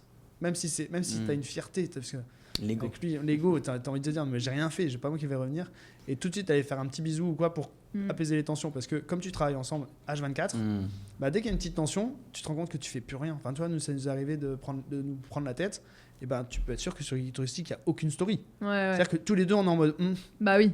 J'en c'est ferai normal. Pas. Non mais en même temps c'est. Et c'est horrible parce que tu te dis c'est juste une petite fierté mal placée qui se dit tu m'as saoulé, tiens je fais rien aujourd'hui, démerde-toi. Alors que l'autre il se dit pareil. Donc, Mais ça, c'est extrêmement important ce que tu dis, effectivement, c'est l'ego. Et en fait de pouvoir en fait se dégager de ça et de se dire on va faire plutôt un pas en avant. Que plutôt 3 pas en arrière, parce que c'est ça en fin de compte, quand tu boudes entre guillemets, ça veut dire que derrière en fait tu perds du temps, parce que du coup il n'y a pas de story, il n'y a pas de machin, et en plus vous vous engrainez entre guillemets en mode mais c'est à cause de toi si ça ronge la vie perso en fait perso et pro parce que pro tu peux mettre à mal des projets que tu as lancés juste parce que tu boudes. Te dire je dois rendre un truc pour un client, non, démerde-toi. Et tu t'en vas en mode non, tant pis, c'est pas pour c'est ton problème. Alors qu'en vrai non, dans la vraie vie, dans la vraie vie professionnelle, tu dois bien dissocier. Tu peux pas dire je boude mon patron donc je fais rien, non. Et là, et là par exemple dans ton expérience, qu'est-ce qui a en fait, on va dire amélioré ton mindset, ton état d'esprit sur des situations peut-être un peu plus complexes que tu as rencontrées et que tu t'es dit ça je dois plus le refaire, ou ça c'était top et du coup je vais plutôt le garder. Et on va continuer dans ce sens-là. Alors ça, on arrive souvent, comme je te disais, grâce à toutes ces petites techniques d'entre nous, on arrive à se remettre en question rapidement et on switch rapidement de sujet. Moi, dès qu'il y a un sujet bloquant, je sais qu'il faut que je fasse une pause. C'est-à-dire que je vais faire un café, je vais mais ça va durer 5 minutes. C'est-à-dire qu'il faut juste que je fuis mon ordi, parce que je sais que sinon ça va, soit je vais procrastiner, soit ça va me bloquer pendant trop longtemps et je vais pas être efficace. Donc du coup, des fois, tu me vois, je suis en train de bosser à fond. Puis d'un coup, je me dis, allez, je vais me faire un café. Et il me dit, attends, des fois, on vient de commencer. On vient de commencer, tu prends déjà une pause? Ouais, il me dit la même chose. Sauf que, en fait, dans ma tête, c'est tellement un point bloquant. Je suis en train de me rendre compte que je bloque pour rien. En plus, des fois, c'est des trucs mais qui demandent que dalle en énergie, sauf que j'ai pas envie de le faire. Parce qu'il y a forcément des sujets sur lesquels t'as pas envie de travailler alors que c'est obligatoire. Et du coup, je me lève, je vais boire un café, je reviens et hop, je suis dispo. Alors que j'ai juste fait fonctionner ma machine et j'ai mon café encore bouillant, je le pose à côté de moi et je suis reparti. Ça dure quelques secondes. Lui, ça va être une mini pause TikTok qui va se prendre. Ah ouais, Ça, non, mais ouais. ça, par contre. La mini ouais, pause, ça, elle peut ça, vite c'est durer piège. 3 heures. Mais heureusement, moi, je suis là derrière. Et il me regarde, il me dit fais attention, t'as ton cerveau qui coule. Mais par contre, ça, c'est aussi une grande force d'être en couple et de pouvoir se dire les choses. Bah ouais, c'est carrément. de s'auto-cadrer aussi. clair. Mais même, ça, tu vois, c'est hyper pour important. pour les horaires de boulot, clairement, on n'a plus d'horaire Ouais. parce que du coup, tu travailles quand tu veux. Mais il y a des jours où Sav, il va me dire mais allez, c'est bon, stop. Ouais. On Ouais. continuera demain et c'est Ouais. c'est pas grave, tu vois. Moi, parce qu'il y a des journées où on va bosser peut-être 10-12 heures d'affilée. Mm. On va juste se lever pour manger et à un moment, je dis non, mais en fait, stop, Ouais. je suis pas venu ici pour souffrir déjà. Et en plus, 10 heures, ton cerveau il est en ébullition, tu as mal au crâne et en fait, tu te rends compte que tu t'imposes des choses qui sont pas forcément urgentes, mais tu te dis si je les fais pas maintenant, je les ferai pas. Et en fait, tu passes ta journée complète à bosser. T'as rien vu, t'es pas sorti. Alors ça c'est cool quand il pleut et qu'il fait moche, mais que des fois il fait beau et t'as juste te dire allez viens on va à la piscine. Ouais. Tu vas juste faire un plouf de 5 minutes à la piscine et ouf. Est-ce que vos pauses à la piscine, parce que nous, des fois, on se fait 1 heure à la piscine, mais en fait, ça part en réunion. Ah si oui, toujours. Ah bah, Ouais. Brainstorming. Forcément. toujours. C'est la réunion C'est brainstorming. ça. Ouais, mais c'est ça. Tu dis allez, vas-y, on va aller décompresser à la piscine. En fait, Et t'arrives puis- à la piscine. Ah, au fait, faut pas qu'on oublie de faire Voilà, ça. et donc Et, tu mets plein de rappels dans ton téléphone en disant alors attends rappelle-moi dans 1 heure faire ça et tu poses ton téléphone. Rappelle-moi aussi dans 1 heure de faire ça. Et enfin moi Siri heureusement Elle c'est est mon bonne, assistant, l'eau. Ouais. franchement s'il avait vraiment une âme Siri il me dirait tu me saoules. Parce que des fois je lui demande de me rappeler des trucs pendant 5 minutes. Tu vois parce que je suis tellement en mode focus sur mon truc je me dis je vais oublier c'est sûr. Et je lui demande de me rappeler des trucs. Donc ouais c'est. Non je pense le pire endroit c'est la voiture. Ah ouais. Ah ouais, insupportable. La voiture moi mon cerveau est en mode. Le ok, pire, je c'est pour réfléchis. celui qui conduit pas. Bah Ouais, voilà. là, c'est ça. Mm, mm. Ouais, ouais. C'est toi qui conduis pas Voilà. Voilà. Donc, Non, moi, je suis bah, toujours bah, côté tu peux faire passager. ça. Il va dire Tu dois tout noter, hein. Ah, T'es la mais secrétaire comme moi. insupportable. C'est insupportable, j'en peux plus aussi. Bah, Je crois qu'on va faire des petites doléances dans tout. Encore ce matin, je lui ai dit non mais en fait arrête, laisse-moi tranquille, laisse-moi profiter de la voiture. Ok, du paysage, j'ai rien à faire, mais laisse-moi tranquille. Ouais. J'adore. Voilà. Quand il conduit, il y a 1000 idées à la seconde et il faut tout noter. Tu te sens visé aussi, Juste Pardon. C'est vrai qu'on a un fonctionnement qui est similaire. Après, je pense que c'est comme tu disais, voilà, quand tu es concentré, tu fais du deep work, voilà, tu es à fond dedans pendant 2-3 heures. Et c'est pour ça qu'il ne faut pas que ça dure plus de 4 heures pour moi, parce que sinon, en fait, c'est plus du travail de qualité. Ah non, c'est Et sûr, donc, ouais, du c'est coup, sûr. tu pars vite à exploser. Donc, c'est pour ça que moi, en règle générale, je travaille tôt le matin. De 8h à midi et souvent ces 4 heures elles sont hyper productives et l'après-midi on souffle, on mange, après on va à la piscine, on profite et après soit on se concentre sur l'après-midi sur des trucs qu'on aime, soit des rendez-vous, des visites ou d'autres choses, mais du moins on est moins à l'heure, sur l'ordinateur, quoi. la compta et tous ces trucs là qu'on est un peu regarde, moins oui. fan. Tu vois, on pourrait parler de ce genre de sujet quand t'es entrepreneur, que tu dois apprendre 1000 métiers et de faire quelle des horreur, trucs que ça. t'as pas envie de faire. Il y a au moins Ouais. 5 casquettes je pense, Ah, au moins 5 casquettes Vraiment, je dans crois le que. milieu de Alors, l'entrepreneuriat. peut-être pas pour tous, mais je pense quand même la compta, ça doit être l'angoisse number one des entrepreneurs. C'est pour ça moi je lui laisse. Ouais, Ah ouais, Cadeau. moi, ça Non, mais c'est. voilà. Donc, tu vois, moi, en couple, tu vois, il peut y avoir des problèmes aussi en couple parce que du coup, Ben est du genre à tout déléguer ce qu'il a pas envie de faire chez moi. Parce qu'il se dit, ah mais lui c'est bon, c'est lui le matheux du couple, c'est lui qui réfléchit, c'est lui qui machin. Donc Tout ce qui est paperasse, c'est pas Ouais. pour moi. Parce que des fois je me retrouve à lui faire des trucs pour lui. C'est-à-dire que moi j'ai rien à voir dans l'histoire, mais On est d'accord. Ouais, et du coup je me dis, mais en fait, non, fais-le. Enfin, je suis pas ta mère. Bah, nous, on n'est pas vos secrétaires. Voilà. Allez hop. Ok, règlement de compte, allez, c'est parti.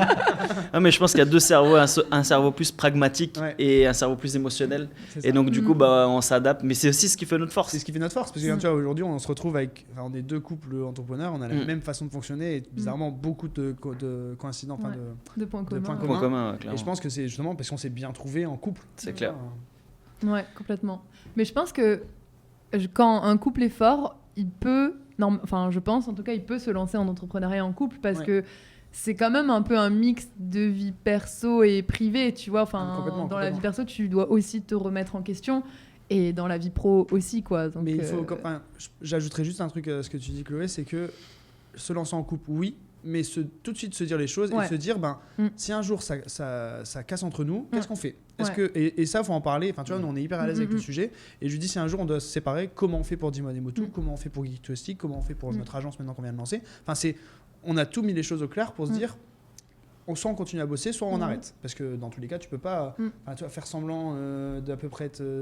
non, ça marche pas. Ouais. Oui, parce donc que... faut parler aussi des sujets qui peuvent fâcher dans un futur et se dire, se préparer en fait, même si je pense qu'on sera jamais prêt si ça doit nous arriver, mais en tout cas, on a déjà pensé ou on s'est déjà posé la question. Ok, mais c'est très bien, et puis c'est très important, même sur... On fait ça, oui, pour l'argent, mais pas que. Enfin, tu te lances dans l'entrepreneuriat, pas que pour ça. Mais c'est quand même une partie très importante aussi à mettre au clair. Ouais. Parce que dans un couple, il faut que ce soit OK pour tous les deux. Et c'est important de le dire. Parce que c'est pas des choses que tu as forcément envie d'aborder au début. Et nous, on l'avait pas abordé tout de suite, c'est venu après, et c'est hyper important, comme tu dis, d'en parler et de mettre les choses en place. Moi, je pense que l'argent, c'est pas le plus important, c'est un outil en fait. Pour moi, ça permet de mesurer la réussite de ton entreprise. Ouais. Donc en fait, quand tu lances une entreprise, souvent à la zéro, et voir c'est toi qui apportes des fonds pour la lancer, pour acheter du matériel, etc. Et au fur et à mesure, tu vois si effectivement ça fonctionne, et c'est la résultante en fait. Ça fonctionne, donc du coup j'ai des revenus. Mais c'est surtout de la passion. Enfin, pour moi, c'est... Justement, je trouve ça génial ce que tu dis. Moi, ce que je dis à tout le monde quand ils me posent des questions, comment on fait pour aujourd'hui être entrepreneur, je leur dis surtout fais pas ça pour l'argent. Clairement. Là, on veut tous gagner de l'argent. C'est-à-dire que oui, on a tous besoin d'avoir de l'argent. Et l'argent appelle l'argent. Donc au plus tu gagnes de l'argent, au plus tu as envie de gagner de l'argent. Par contre, quand tu te lances en entrepreneur, t'as pas forcément de l'argent tout de suite. Et du coup, si t'as pas la passion, c'est comme ça que tu réussis pas. Il y a beaucoup d'entrepreneurs qui lancent des sujets en disant moi je veux gagner de la thune, donc je vais faire une formation en ligne, je vais faire un truc comme ça. Sauf qu'il n'y a pas la passion qui est mise dedans. Donc ils se retrouvent quelques années plus tard à dire en fait moi j'ai connu la banqueroute avec mon parce que tu l'as lancé avec ton leitmotiv principal qui était l'argent. Moi l'argent c'est un leitmotiv certes comme tout le monde, faut pas se cacher, mais c'est pas mon leitmotiv principal. Tu vois, moi le leitmotiv principal par exemple de Dis-moi des mots tout, c'est faire rire les gens. Et moi j'adore quand en salon ils viennent, ils passent devant mon stand, ils ont un sourire, ils esquissent un sourire, que ce soit les gamins, les locaux, les popades qui habitent ici plus longtemps, juste les touristes. On a des Américains qui passent sur notre stand, ils sourient alors qu'ils comprennent pas les jeux de mots, c'est que des jeux de mots en franco-tahitien. Et je trouve ça génial parce que juste par rapport à l'image, on va leur dégager une émotion. Et ça, c'était notre leitmotiv principal de lancer cette marque. C'est clair. Ce qui est compliqué quand tu te lances à ton compte, il faut que ce soit clair dans ta tête où tu vas dire ok, il y a des mois où je vais gagner peut-être la blinde de thunes parce que je vais avoir beaucoup de missions, je vais avoir beaucoup de clients, mais peut-être que le mois d'après, tu n'auras rien en fait. Ouais. Et moi, au début, j'ai été hyper stressé avec ça parce que tu vois, quand tu es salarié, tu te dis, tu sais que à la fin du mois, tu as ton salaire qui tombe, tu es tranquille avec ça. Quand tu es à ton compte, c'est... Ouais, il faut être à l'aise de se dire, je vais pas gagner la même chose tout le temps et le mois prochain... Et de se dire que si un mois, je gagne pas d'argent, c'est OK en fait. Parce que le mois dernier, j'ai peut-être fait beaucoup d'argent. Donc ça me permet de vivre 2-3 mois faciles. En métropole, on aurait vécu avec un salaire étalé. Là, on a un gros salaire pendant 3 mois. Et ça, il y avait beaucoup de mal au début. Et après, moi, pas du tout. Moi, j'étais en mode, c'est pas grave. Et puis pour gérer votre argent aussi. Je pense que ça aussi, c'est quelque chose d'important où dans le monde de l'entrepreneuriat, effectivement, il y a des ups et il y a des downs. Et par rapport à ça, tu te dis, OK, quand je travaille bien, entre guillemets, c'est-à-dire je vends, j'arrive à avoir plus de revenus, je vais les mettre de côté, je vais les faire fructifier, je vais investir. Et pour les moments un peu plus down, où là, on va dire, mince, c'est tout, qu'est-ce qui se passe, on n'arrive plus à avoir de produits, etc. Là, tu vas plus travailler en fin de compte sur ton développement, qu'est-ce qu'on pourrait améliorer, qu'est-ce qu'on pourrait développer, etc. Mais c'est vrai que nous, ce qu'on fait, c'est qu'on fait aussi, je pense que c'est la même chose pour vous, vous allez me dire, c'est être multi-entrepreneur, c'est-à-dire d'avoir plusieurs entités qui te permettent de, au cas où il y en a une qui fonctionne moins bien, hop, on repart sur l'autre. Et alors, c'est jamais bien évident parce que nous, on a été focus sur plus de 6 ans sur une entreprise qui nous a permis vraiment de nous constituer en fait un vrai bac, avoir vraiment cet argent et être sûr d'avoir en fait une souplesse de développement. Et après les autres, c'est du plaisir et donc du coup ça vient renforcer un peu plus nos revenus au quotidien. Mais c'est vrai que c'est pareil, tu sais pas forcément combien tu vas gagner chaque mois, mais tu sais pas non plus quelle charge de travail va t'attendre chaque mois, et des fois la charge de travail elle est pas forcément en cohérence avec ce que tu vas gagner direct. Donc ça des fois je pense que pour vous aussi, c'est dur. Tu travailles très, très dur, mais tu n'as pas des résultats tout de suite. Et des fois, tu te dis, mais pourquoi je fais ça, en fait pourquoi je souffre comme ça, là, pour rien Et en fait, c'est que ça vient après. Et moi, pareil, j'étais très stressée au début par rapport à ça. Maintenant, mais on fait tout ça. En fait, on va tout perdre. On aura perdu toute cette énergie, tout cet argent investi. Après... aussi, nous, on a fait le choix de créer des boîtes qui ne demandaient pas trop d'investissement de départ, dans le sens où on n'avait pas de local, on n'avait pas de produits, etc. À ce que j'ai compris, vous n'aviez pas non plus de local ça, et donc ouais. vous avez aussi limité les risques par rapport à ça. Bien sûr. En fait, moi, tu vois, ce que j'arrête pas de dire à Ben, c'est il faut investir pour réussir. Et ça, c'est compliqué de se le dire parce qu'en effet, comme tu disais tout à l'heure, même là, pour sortir nos 6 premières affichettes, à l'époque, on avait payé peut-être 100 €. Et tu dis, c'est 100 € qui viennent de ma poche pour créer un truc que je ne sais même pas si ça va fonctionner. Aujourd'hui, on se retrouve à investir énormément d'argent pour créer des nouveaux produits. Mais cet argent, tu vois, maintenant, c'est plus notre poche enfin, ça vient plus de notre poche, ça vient de notre compte spécial Dimonemotu. C'est-à-dire qu'on a cet argent et on se dit, bah voilà. Et on investit. On est souvent proche de zéro sur le compte Dimonemotu parce que tout l'argent qu'on gagne, on le réinvestit directement. Donc ouais, investir pour réussir, ça c'est un leitmotiv. Et il faut être capable de se dire, ok, enfin, tu vois, Ben, je sais qu'il y a beaucoup plus de mal que moi sur ça, mais au final, on le fait toujours. On le fait toujours, mais c'est parce qu'au début, les premiers mois, ça fait flipper en fait. Ouais. Tu te dis, mais je vais investir, mais comme je disais tout à l'heure, je vais me retrouver avec 10 000 affiches, je vais faire quoi avec des affiches? Clairement, Mais tu vois, voilà, on peut investir pour réussir, mais on a aussi fait de manière, enfin, encore une fois, on n'est pas on est foufou, c'est-à-dire qu'on bosse, et pas on se lance direct dans des trucs, c'est-à-dire que la tête baissée, mais avec toujours cette petite crainte que que ton environnement de toujours t'a inculqué. Enfin, toi, ma famille, ils m'ont toujours dit attention quand même. Et donc, oui, investir un peu d'argent, mais pas tout de suite. On n'a pas créé une marque tout de suite avec 1000 produits. On n'a pas. Enfin, il y a plein de gens qui nous ont dit pourquoi vous ouvrez pas un magasin à Pignon-sur-Rue à Papeete, ça pourrait cartonner. Oui, mais en fait non, parce que moi, si je dis j'ouvre un magasin, je dois mettre un ou plusieurs vendeurs dans la boutique, parce que clairement, moi, j'ai pas le temps de m'occuper d'une boutique. Je dois gérer du coup de l'administratif, des RH, de la compta. Ah ouais, c'est un tout autre business. C'est clair. C'est pour ça que je dis, enfin, moi non, moi je lance à la base, je veux faire rire les gens en fait. Ouais, et puis je pense que faut savoir aussi ce que tu veux. Est-ce que tu veux vraiment faire exploser ton business, qu'il soit hyper connu, que tu aies des boutiques et un gros réseau, ou est-ce que tu veux on va dire bien gagner ta vie et quand même garder ta liberté, quoi. Ouais, bien sûr. Parce que tu vois, ça, c'est un choix aussi de se dire non, je vais pas tout de suite investir gros parce que je vais peut-être perdre ma liberté, ou t'es prêt à tout parce que vraiment tu mets ta vie, on va dire, pour ton business, quoi. Ouais, et puis tu vois, on parlait tout à l'heure de multi-entreprises que tu viens créer un peu à la fois pour te constituer un petit réseau tranquille pour toi. Moi, je l'ai encore expliqué la semaine dernière, on était en salon avec Dimonemotu et j'expliquais à une dame pourquoi c'était mon activité secondaire et pas mon activité principale. Parce qu'en effet, dans les faits, on pourrait largement tout arrêter et faire que du Dimonemotu. Et en fait, je lui explique un truc tout simple. Je lui dis, par exemple, tu vois, aujourd'hui, s'il y a un gamin qui vient me voir et qui rigole une de mes cartes postales, etc., moi, je veux avoir l'opportunité de lui dire, tiens, je te l'offre, ça me fait plaisir. Ou alors, quelqu'un achète beaucoup de produits, lui dire, tiens, moi, ça me fait plaisir, je t'offre un mug, je t'offre quelque chose. Et je me dis, dès lors que ça devient ton activité principale et donc ton entrée d'argent principale, tu fais plus ce genre de petits cadeaux. Parce que tu te dis, en fait, si je donne une carte postale, je perds 500 francs. Ouais. Alors qu'en vrai, non, c'est pas grave. C'est OK un gamin qui passe et qui sourit à un tel jumeau, tiens, et il est tout content. Enfin, tu vois, tu lui mets des étoiles dans puis c'est important aussi, le geste commercial, le fait d'avoir du relationnel avec... mais carrément. Et aujourd'hui, je pense que c'est aussi pour ça que notre marque fonctionne, parce qu'on s'est pas dit, c'est notre entrée d'argent. On veut pas que ce soit notre entrée d'argent. Et du coup, votre rentrée d'argent principale, c'est laquelle ? Là, du coup, c'est l'agence. Ok, que vous avez créée, donc l'agence de com. C'est ça, ouais.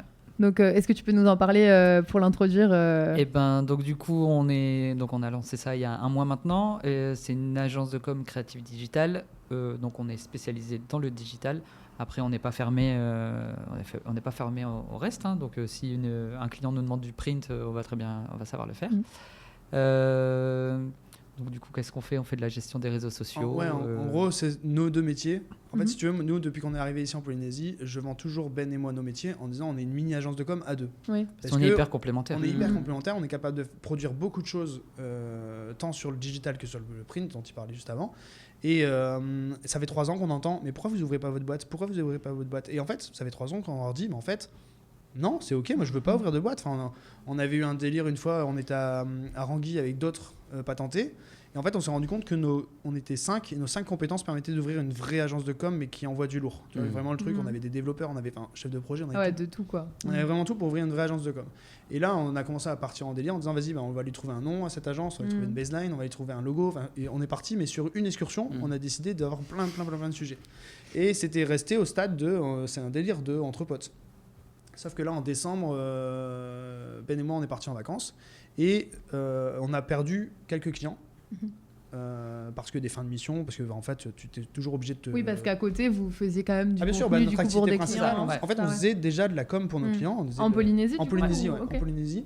Et on accompagnait des agences de com, on fait de la formation, enfin, on fait plein de choses déjà qui font partie d'une agence. En décembre, on a perdu du coup quelques clients et on s'est dit, qu'est-ce qu'on fait ? Soit on doit démarcher, repartir en démarchage, parce que là, pour l'instant, ça fait 3 ans, tu vois, on n'a jamais démarché. C'est-à-dire qu'on a une chance incroyable. C'est du bouche à oreille. C'est bouche à oreille, on est visible sur les Ici réseaux. en Polynésie, ça marche. C'est vraiment une énorme force que tout le monde n'a pas partout dans le monde. Ah, bien sûr. Et donc on n'a pas démarché. Et là, j'ai dit à Ben, il faut qu'on commence à démarcher. Là, il n'y a plus le choix. On avait créé, quand on est arrivé, on avait créé une espèce de plaquette où on listait toutes nos compétences et en disant, voilà, tu peux nous appeler pour faire du site, du réseau social, du web design, enfin bref, tout ça. Et en décembre, on s'est posé la question. Et là, je lui ai dit, mais en fait, on va lancer l'agence de com qu'on avait imaginée avec les autres expats. Donc on en a parlé avec eux en disant en fait le projet devient un vrai projet. De toute façon, depuis le début, ils avaient dit, de toute façon c'est Savinien qui doit lancer le projet, qui doit porter le projet. Donc je me suis dit, de toute façon s'ils attendent, je vais le faire.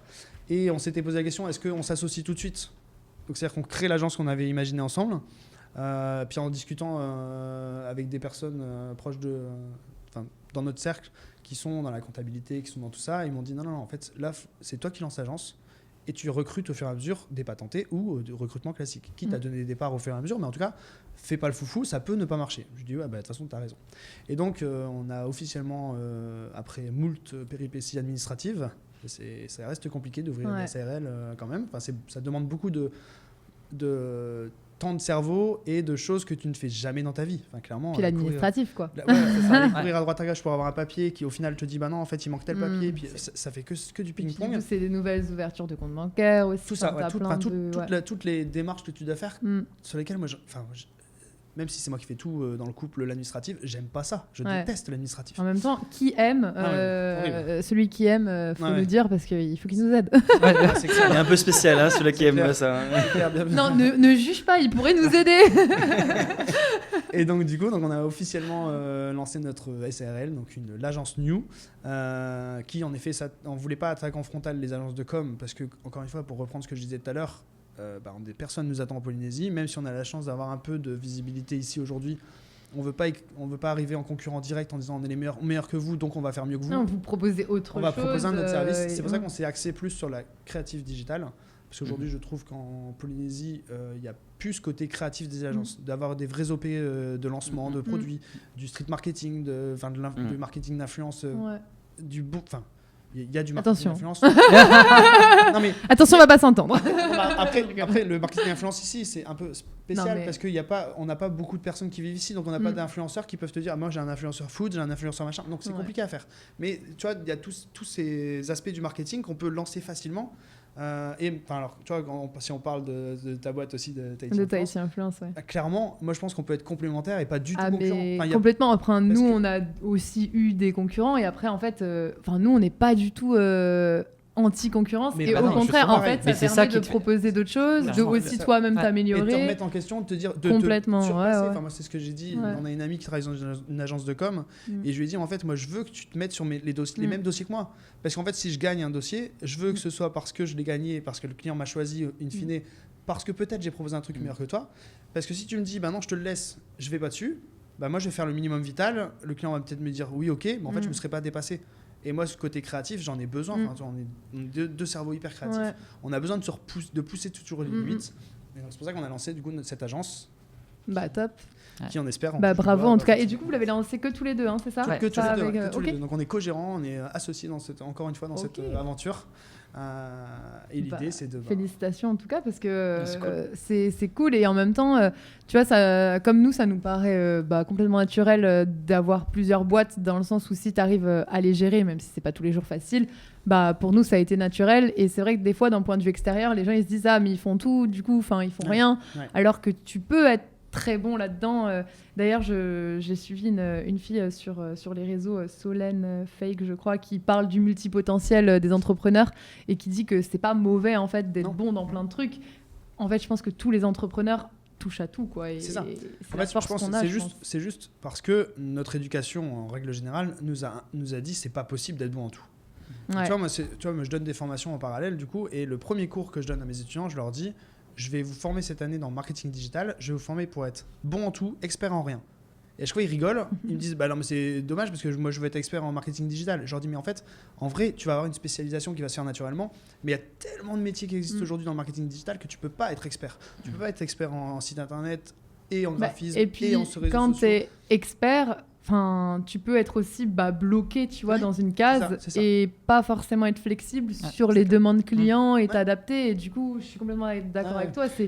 C'est d'ailleurs aussi pour ça dépend dans quel métier. Il y a des métiers où il faut être expert, mais dans la com, dans le marketing, tu peux pas être. Ça fait le lien expert. avec ce que je disais tout à l'heure, le CDI que j'ai quitté pour partir vivre en Espagne.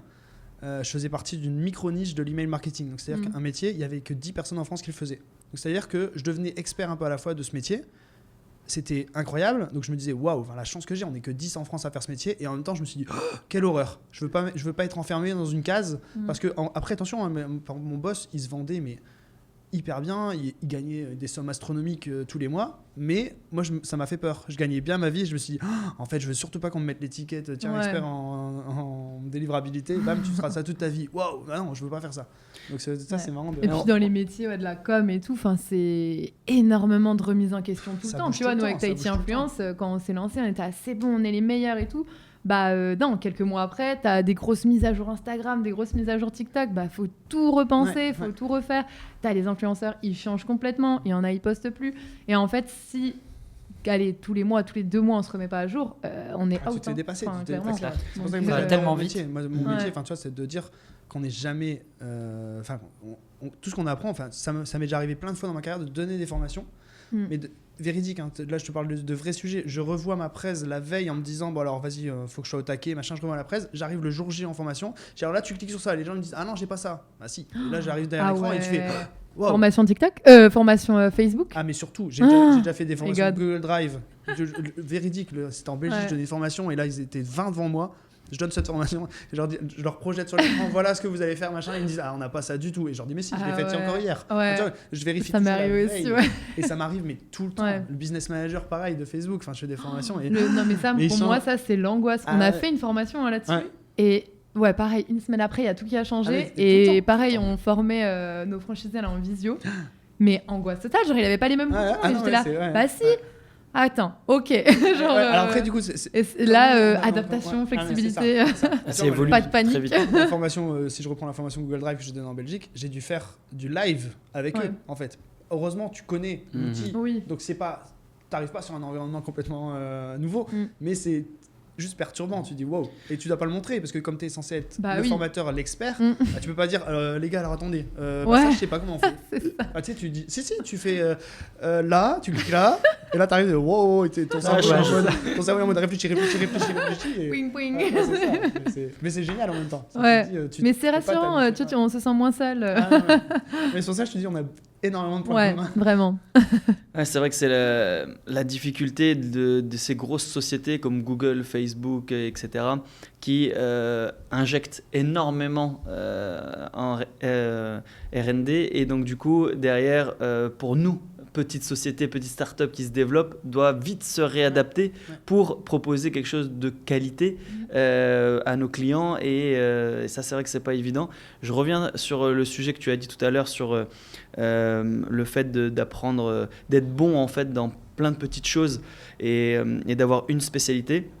C'est l'apprentissage en T.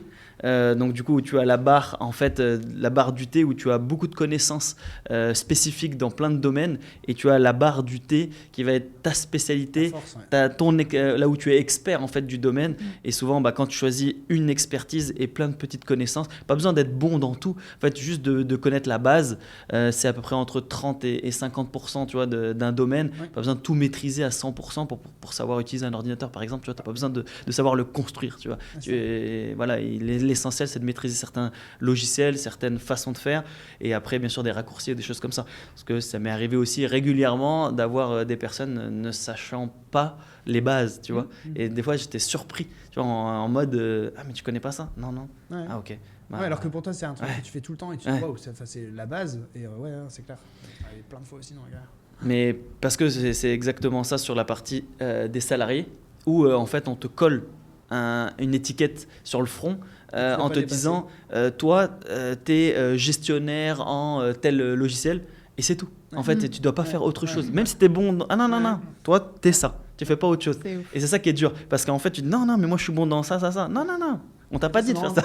Ça me fait penser à un truc. Moi, quand j'étais en cours, un de mes profs m'avait dit le problème aujourd'hui actuel, à l'époque, il y a quelques années, en France, c'était le surdiplôme. C'est-à-dire qu'on poussait les étudiants à faire des masters, voire des doctorats.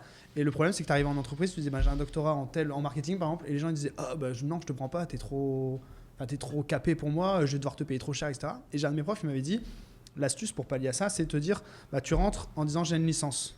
Donc tu es embauché, tout va bien, machin. Après, tu vois, ils te disent il faudrait qu'on recrute telle personne parce qu'on a besoin d'un expert, machin. Et là, tu arrives, tu dis en fait, j'ai un master. Dans la spécialisation que tu cherches. Waouh, génial. Donc là, tu augmentes ton salaire et tu changes d'entreprise. Puis ainsi de suite, en fait. Donc dévoiler tes cartes un peu à la fois.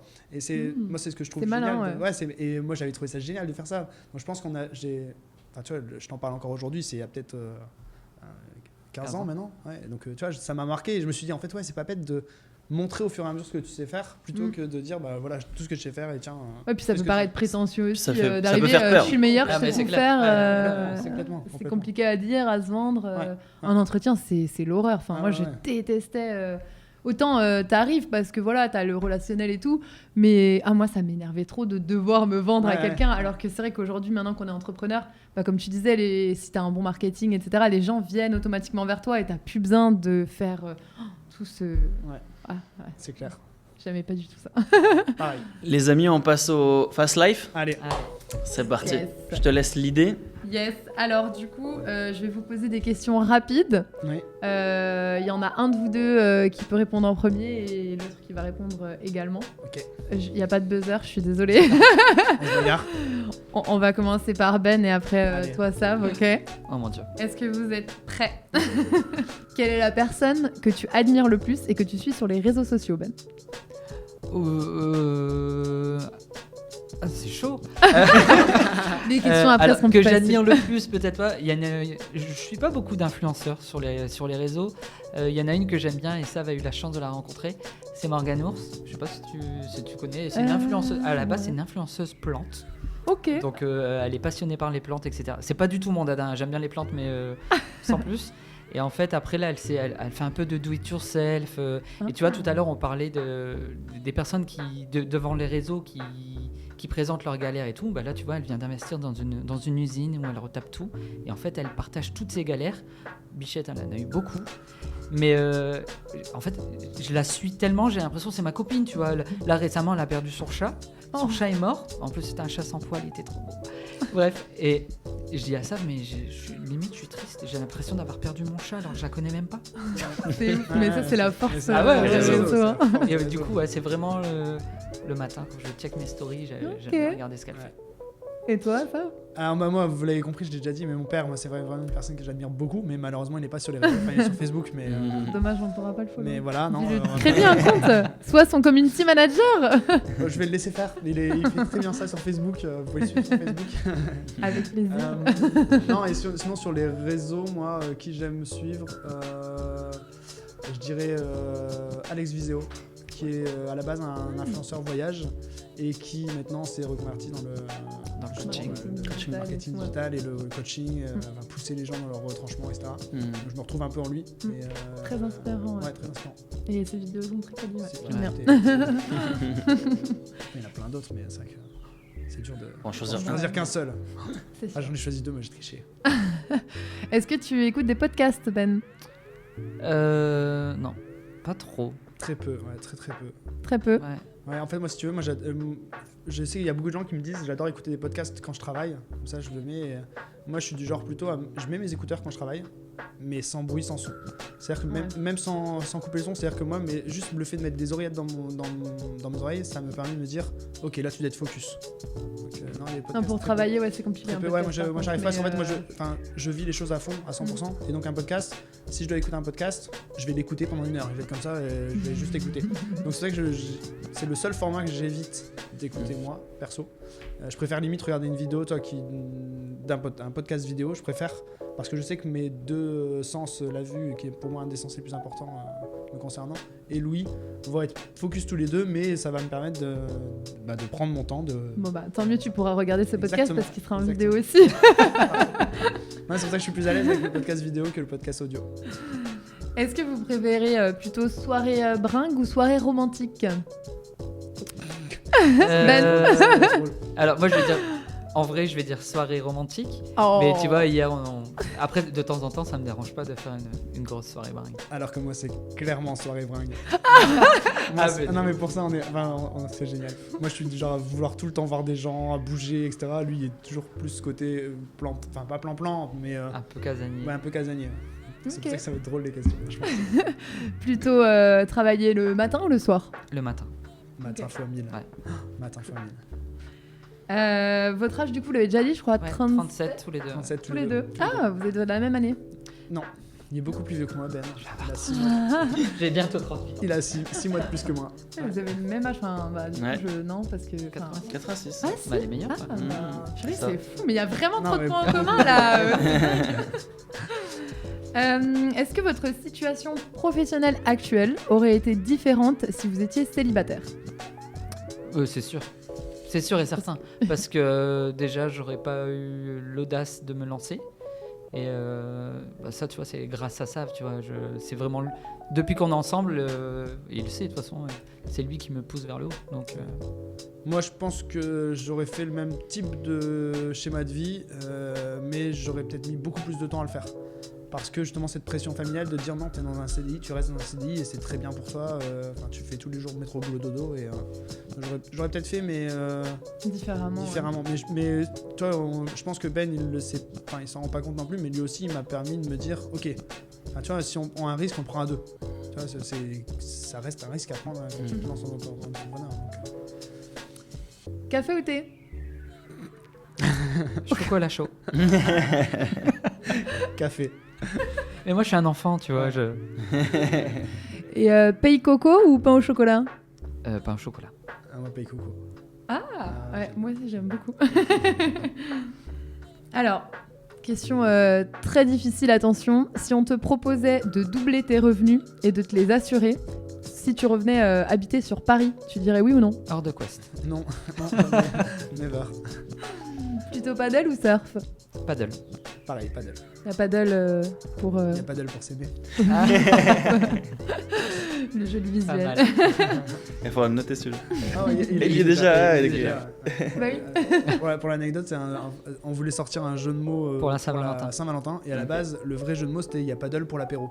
Avec un apéro sunset sur un paddle. Et en fait, je réfléchissais à un jeu de mots juste pour les réseaux de Tibanemotu sur la Saint-Valentin. Et j'ai dit, bah vas-y, mais il y a paddle pour s'aimer. Et en fait, ça a cartonné. Enfin, tout le monde nous a dit, waouh, il est génial ce jeu de mots. Donc on l'a sorti à la place de il y a paddle pour l'apéro. Cite-nous 3 choses que tu adores à Tahiti. Bah, les paysages de 1, les gens et le poisson cru. Lait de coco ou poisson cru chinois? À la javanaise. Ah, pas mal. Trop bon. C'est dur parce que moi, c'est ce que j'allais dire à la base.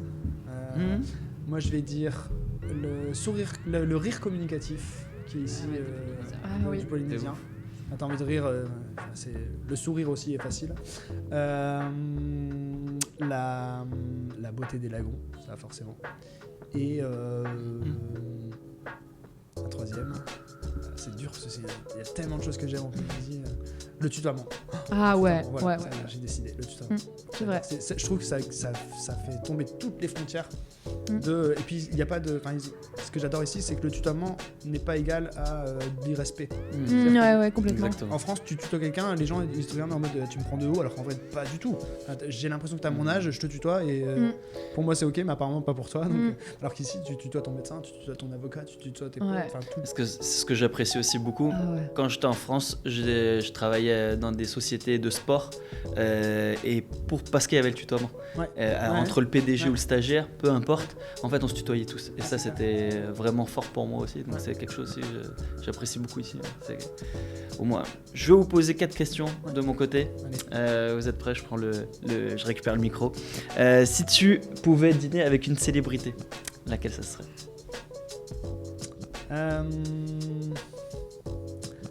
C'est dur.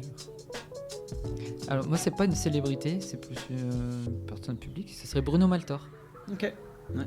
Parce qu'il y a tellement voyagé, je pense qu'il y a tellement d'expériences à partager, ça doit être un repas de ouf. C'est clair. En plus, il a l'air sympa, donc il est sympa. Ouais, j'ai déjà rencontré, il est sympa. Donc, attends, moi j'ai envie de dire. Moi, d'habitude, je suis dur à dire beaucoup de conneries, donc là, je me retiens. Parce que là, j'ai envie de dire Mimimati, mais ça peut être très drôle. Moi, je l'aime bien, Mimimati. C'est plus un affect. Barack Obama, j'aimerais trop, parce que je trouve que c'est un mec hyper inspirant qui a fait plein de choses pour le monde. Enfin, en plus, si on parle de transgresser les règles, il est arrivé au pouvoir, c'était le premier black, et en fait tout le monde disait, mais attends, jamais on a mis un black au pouvoir. Et en fait, il a été au pouvoir, il l'a très bien fait, il a réussi à rendre aussi le côté président des États-Unis hyper fun, hyper funky, machin. Enfin, ouais, voilà. Et il était très bon en com aussi. Très très bon. Et incroyable ce mec. Et 2 fois. Et ouais, voilà. Incroyable ce mec. Voilà. C'est qu'à très inspirant. Ton meilleur souvenir quand tu voyages? Alors je vais dire un truc bateau mais qui est 1000 fois vrai, c'est voyager en dehors des sentiers battus. Alors je sais que tous les blogueurs voyagent, je veux te dire ça, mais il y en a pas qui te le disent. On suit des influenceurs qui viennent ici qui te disent j'ai découvert la Polynésie hors des sentiers battus. Non, pas du tout. Tu as fait comme tout le monde, mais c'est très bien. Mais vraiment aller à la rencontre des gens. Enfin, moi c'est ce que j'adore faire en voyage, en plus on a un truc qu'on fait tout le temps. Ça tout le temps on se l'impose. C'est-à-dire qu'on ne sort pas nos GPS quand on voyage. C'est-à-dire qu'on se balade dans les rues, on se perd complètement, on se perd complètement. Et une fois qu'on en a marre, on regarde où on est, là on prend le GPS. Et ça nous a permis de tomber sur des pépites dans tous les pays du monde parce que tu te rends compte, là on a mangé par exemple au Portugal, dans un petit bistrot, on était 4. On en a eu pour 19 € entre le café, le vin, enfin tout ce qui était nourriture, 19 € à 4. Et parce qu'on l'aurait jamais découvert, c'était à Lisbonne, donc la capitale, on l'aurait jamais découvert si on s'était pas perdu. Enfin, ça, Et toi? C'est compliqué, il y a beaucoup de choses, mais mon plus beau souvenir en voyage, c'est la rencontre avec les gens. Parce que au Mexique, on a rencontré des gens là-bas. Enfin, parce qu'il y a ce côté facile, il est bilingue espagnol, forcément. Tous les pays hispaniques, c'est hyper facile. On parle anglais, on parle espagnol, on parle français, donc forcément, dans les pays, on se sent vite à l'aise. Et puis le tutoiement est aussi plus facile dans les pays un peu d'Amérique latine. Mais moi j'adore, je suis une grande fan aussi. Le Mexique, c'est un de mes pays préférés au monde. Vous étiez vers la région? On a fait Yucatan. Mais ça nous a donné envie de découvrir. Franchement, il y a beaucoup d'endroits très sympas. On va conclure ce podcast. On aimerait vous demander Allez, vous pouvez nous en donner un, mais si vous en avez 3, ce serait top. 3 conseils pour une personne qui veut se lancer dans l'entrepreneuriat, qu'il soit en Polynésie ou ailleurs. Qu'est-ce que tu lui donnerais comme conseil, Ben, si tu veux commencer? De se lancer, mais d'avoir une petite soupape de sécurité, tu vois. C'est bien. Et d'essayer de s'entourer des bonnes personnes. Ouais, c'est vrai. S'entourer des bonnes personnes aussi, c'est très important. Tu es la moyenne des 5 personnes qui t'entourent. Donc en règle générale, si tu l'appliques, tu t'élèves avec. Je pense qu'il ne faut pas s'entourer des gens qui ont plus peur que toi, ça va pas t'aider. C'est clair. C'est clair. J'allais dire oser, parce qu'il y a beaucoup de gens qui vont te dire que non, c'est pas possible, que t'es sûr, machin. Donc oser se lancer. Je dirais aussi, ne pas arriver, encore une fois on revient un peu en boucle, mais ne pas arriver avec tes gros sabots, te dire je veux tout de suite cartonner. Enfin non, en fait, tu vois, moi je me rappelle toujours cette phrase d'un de mes anciens boss qui m'avait dit une fois, je préfère un imparfait qui existe qu'un parfait qui n'existera jamais. Et en fait, malheureusement quand t'es un entrepreneur, t'as envie tout de suite de montrer le meilleur de toi-même et de faire des trucs waouh. Alors qu'en vrai, non, c'est pas comme ça que ça fonctionne. Il faut que d'abord tu lances un peu à la fois et ça peut marcher. Donc, n'oubliez pas cette phrase. J'adore cette phrase. Vrai. Je préfère un imparfait qui existe qu'un parfait qui existe jamais. Parce qu'il y a beaucoup de gens qui se lancent pas parce que justement ils se disent non, je suis pas arrivé au stade final de mon idée, donc je le fais pas. C'est vrai, un entrepreneur est perfectionniste, mais il doit savoir se remettre en question pour ne pas trop viser la perfection, sinon finalement tu te lances jamais. C'est pour ça qu'aussi être deux, des fois ça vous boostez, vous tirez vers le haut, parce que même nous deux, des fois on est tellement perfectionnistes, des fois qu'on lancerait pas le truc, mais il y en a toujours un de nous deux qui dit vas-y go, et on s'améliorera après en fait. Moi je pense aussi c'est sortir les personnes négatives autour de toi parce que ou peut-être pas les sortir, mais pas les écouter en fait. Du pas, moins. Ouais, pas le dire, prendre en fait, personnellement. Voilà, te mettre un filtre en te disant bah oui, tu discutes avec une personne, elle te montre elle te montre ses peurs. Tes peurs, ouais, Et en fait, souvent, c'est parce que c'est dur à déconstruire ses peurs. De se dire, bah ouais, en fait, moi j'ai été élevé comme ça, j'arrive pas à faire autrement. Et en fait, Et là, tu pourrais dire du coup la fameuse phrase de ta tante, qui est un peu vulgaire, mais qui est. Attention, on va devoir J'ai pas biper encore- les Tati, gros qu'est-ce qu'elle a mots. dit elle a pas encore été vulgaire, donc ça va. Elle est où, Tati Laquelle Tu vois très bien laquelle. Sur les avis. Ouais, sur les Ah, avis. ouais, ouais, c'était ma grand-mère qui disait ça. Elle disait, en fait, je le dis à mes clients, toi, par exemple, Ben travaille sur un logo, il fait plusieurs propositions et les gens me disent à chaque fois, ah, je vais montrer à mes potes, je vais montrer à ma famille, je vais montrer à machin. Et en fait, moi, je leur dis toujours cette phrase, attention, les avis, c'est comme les trous du cul, tout le monde en a un. Et quand je leur dis ça, ils sourient et je leur dis, mais en fait, c'est tellement vrai. C'est-à-dire que tu vas montrer à 12 personnes, les 12 personnes vont te donner un avis différent qui sera pas forcément le tien et tu vas tout remettre en question. Alors que des fois, un logo, en plus, un logo, c'est hyper. Ça, c'est dur, hein. C'est hyper difficile déjà à trouver et en plus, c'est hyper personnel et ça doit parler à ta cible. Donc, des fois, tu dis aux gens, en fait, je vais faire un logo, mais tu vas pas aimer. Mais c'est pas grave parce qu'en fait, t'es pas ta cible. Donc, toi, ça doit parler à ta cible, le logo, pas à toi. Ouais. Donc, toi, forcément, tu dois avoir un affect si c'est ta boîte, mais. Ça, c'est ouais. Donc Ah bah, tu vois, on a fait un podcast avec Hey Harry qui crée aussi des logos. Enfin, du coup, il s'est un peu plus transformé. Faut vraiment que vous écoutiez le podcast parce que justement, des fois, c'est compliqué parce que lui, il trouve que le logo est vraiment génial. Il y a passé du temps, c'est hyper quali. Mais en fait, il y a une sensibilité face à ça et c'est hyper compliqué de créer des logos. Ceux qui font ça, franchement, chapeau parce que c'est pareil, il faut mettre ton ego de côté aussi parce que c'est hyper quali ce que tu fais, mais des fois ça plaît pas, ça en me plus, plaît pas. Le graphiste, il a toujours cette impression que c'est son petit bébé, donc il montre son bébé au reste du monde, et en fait, c'est comme quand tu donnes naissance à un vrai bébé, tu le montres, t'as pas envie que les gens disent waouh, il est dégueulasse. Ah non, t'as envie que les gens te disent waouh, c'est le plus beau bébé du monde que j'ai vu, ce qui est logique, ça t'appartient. Et un dernier conseil que j'ajouterais, moi, ça serait ne pas avoir peur d'en parler. Ah oui. Parce que si toi t'as eu cette idée, il y a 1000 personnes qui ont eu la même idée avant toi. Et en fait, je trouve qu'en parlant avec les gens, peut-être qu'ils vont t'aiguiller, voilà, ils vont t'aiguiller, vont te donner des idées que toi t'as pas forcément eues et ça va te faire avancer.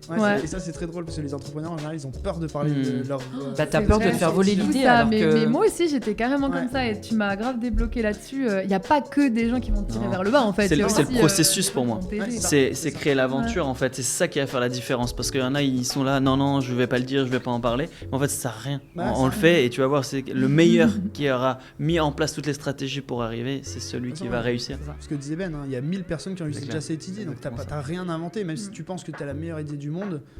Les inventeurs, en général, ils ont pas cette idée en premier, c'est juste qu'ils osent créer un produit qui répond à un besoin. C'est pour ça qu'on dit que les idées ne peuvent pas se déposer.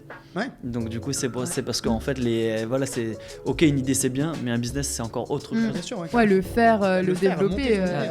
Et après, chacun va le faire et le développer de sa manière. Donc en fait, ce sera toujours différent.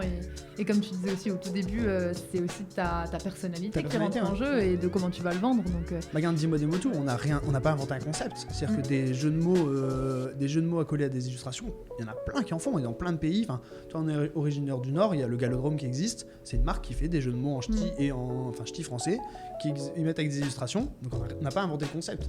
On a juste apporté une version du concept en Polynésie. Donc en franco-tahitien et puis on fait des trucs qui parlent à beaucoup de gens.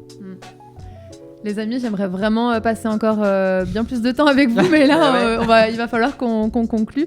On a une petite question signature du podcast. C'est à quoi, du coup, vous fait penser Next Level Podcast. Qu'est-ce que ça vous inspire? Ça vous inspire, moi, ça m'inspire le fait de justement de pousser les gens en dehors de leur retranchement. De se dire, ok, si tu écoutes ça et que tu écoutes des gens qui ont été dans ton cas avant, parce qu'on a tous été dans ce cas-là, on l'a très bien expliqué aujourd'hui.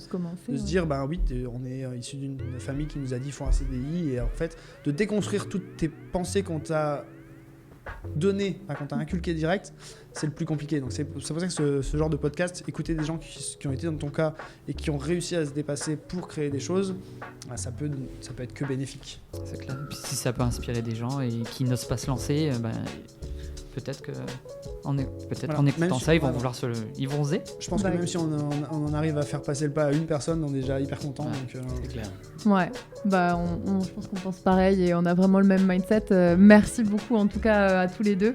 Comment on vous suit du coup sur les réseaux si vous voulez rappeler vos comptes pour que les gens vous suivent? Et ben soit sur Instagram, dis-moi des mots tout. Voilà. Oh, il y a aussi Geek Touristique. En fait, en gros, on est présent sur tous les réseaux avec Dis-moi des mots tout, Geek Touristique et maintenant l'agence NU. Ok. Génial. Qu'est-ce qu'on peut vous souhaiter pour la suite? Encore plein d'aventures comme ça, Wow. de challenges, de tests. Et des rencontres. Des rencontres comme ça. Ouais. Merci beaucoup en clair. tout cas d'avoir accepté l'invitation. Merci on est à vous. vraiment content Merci de beaucoup. vous avoir eu sur le podcast et je pense qu'on vous réinterviewera dans quelques mois pour voir la suite aussi. Ça peut être intéressant. Carrément. Avec plaisir. Merci On en vous tout cas. souhaite le meilleur. À Merci bientôt. beaucoup. À bientôt, Nana. Nana.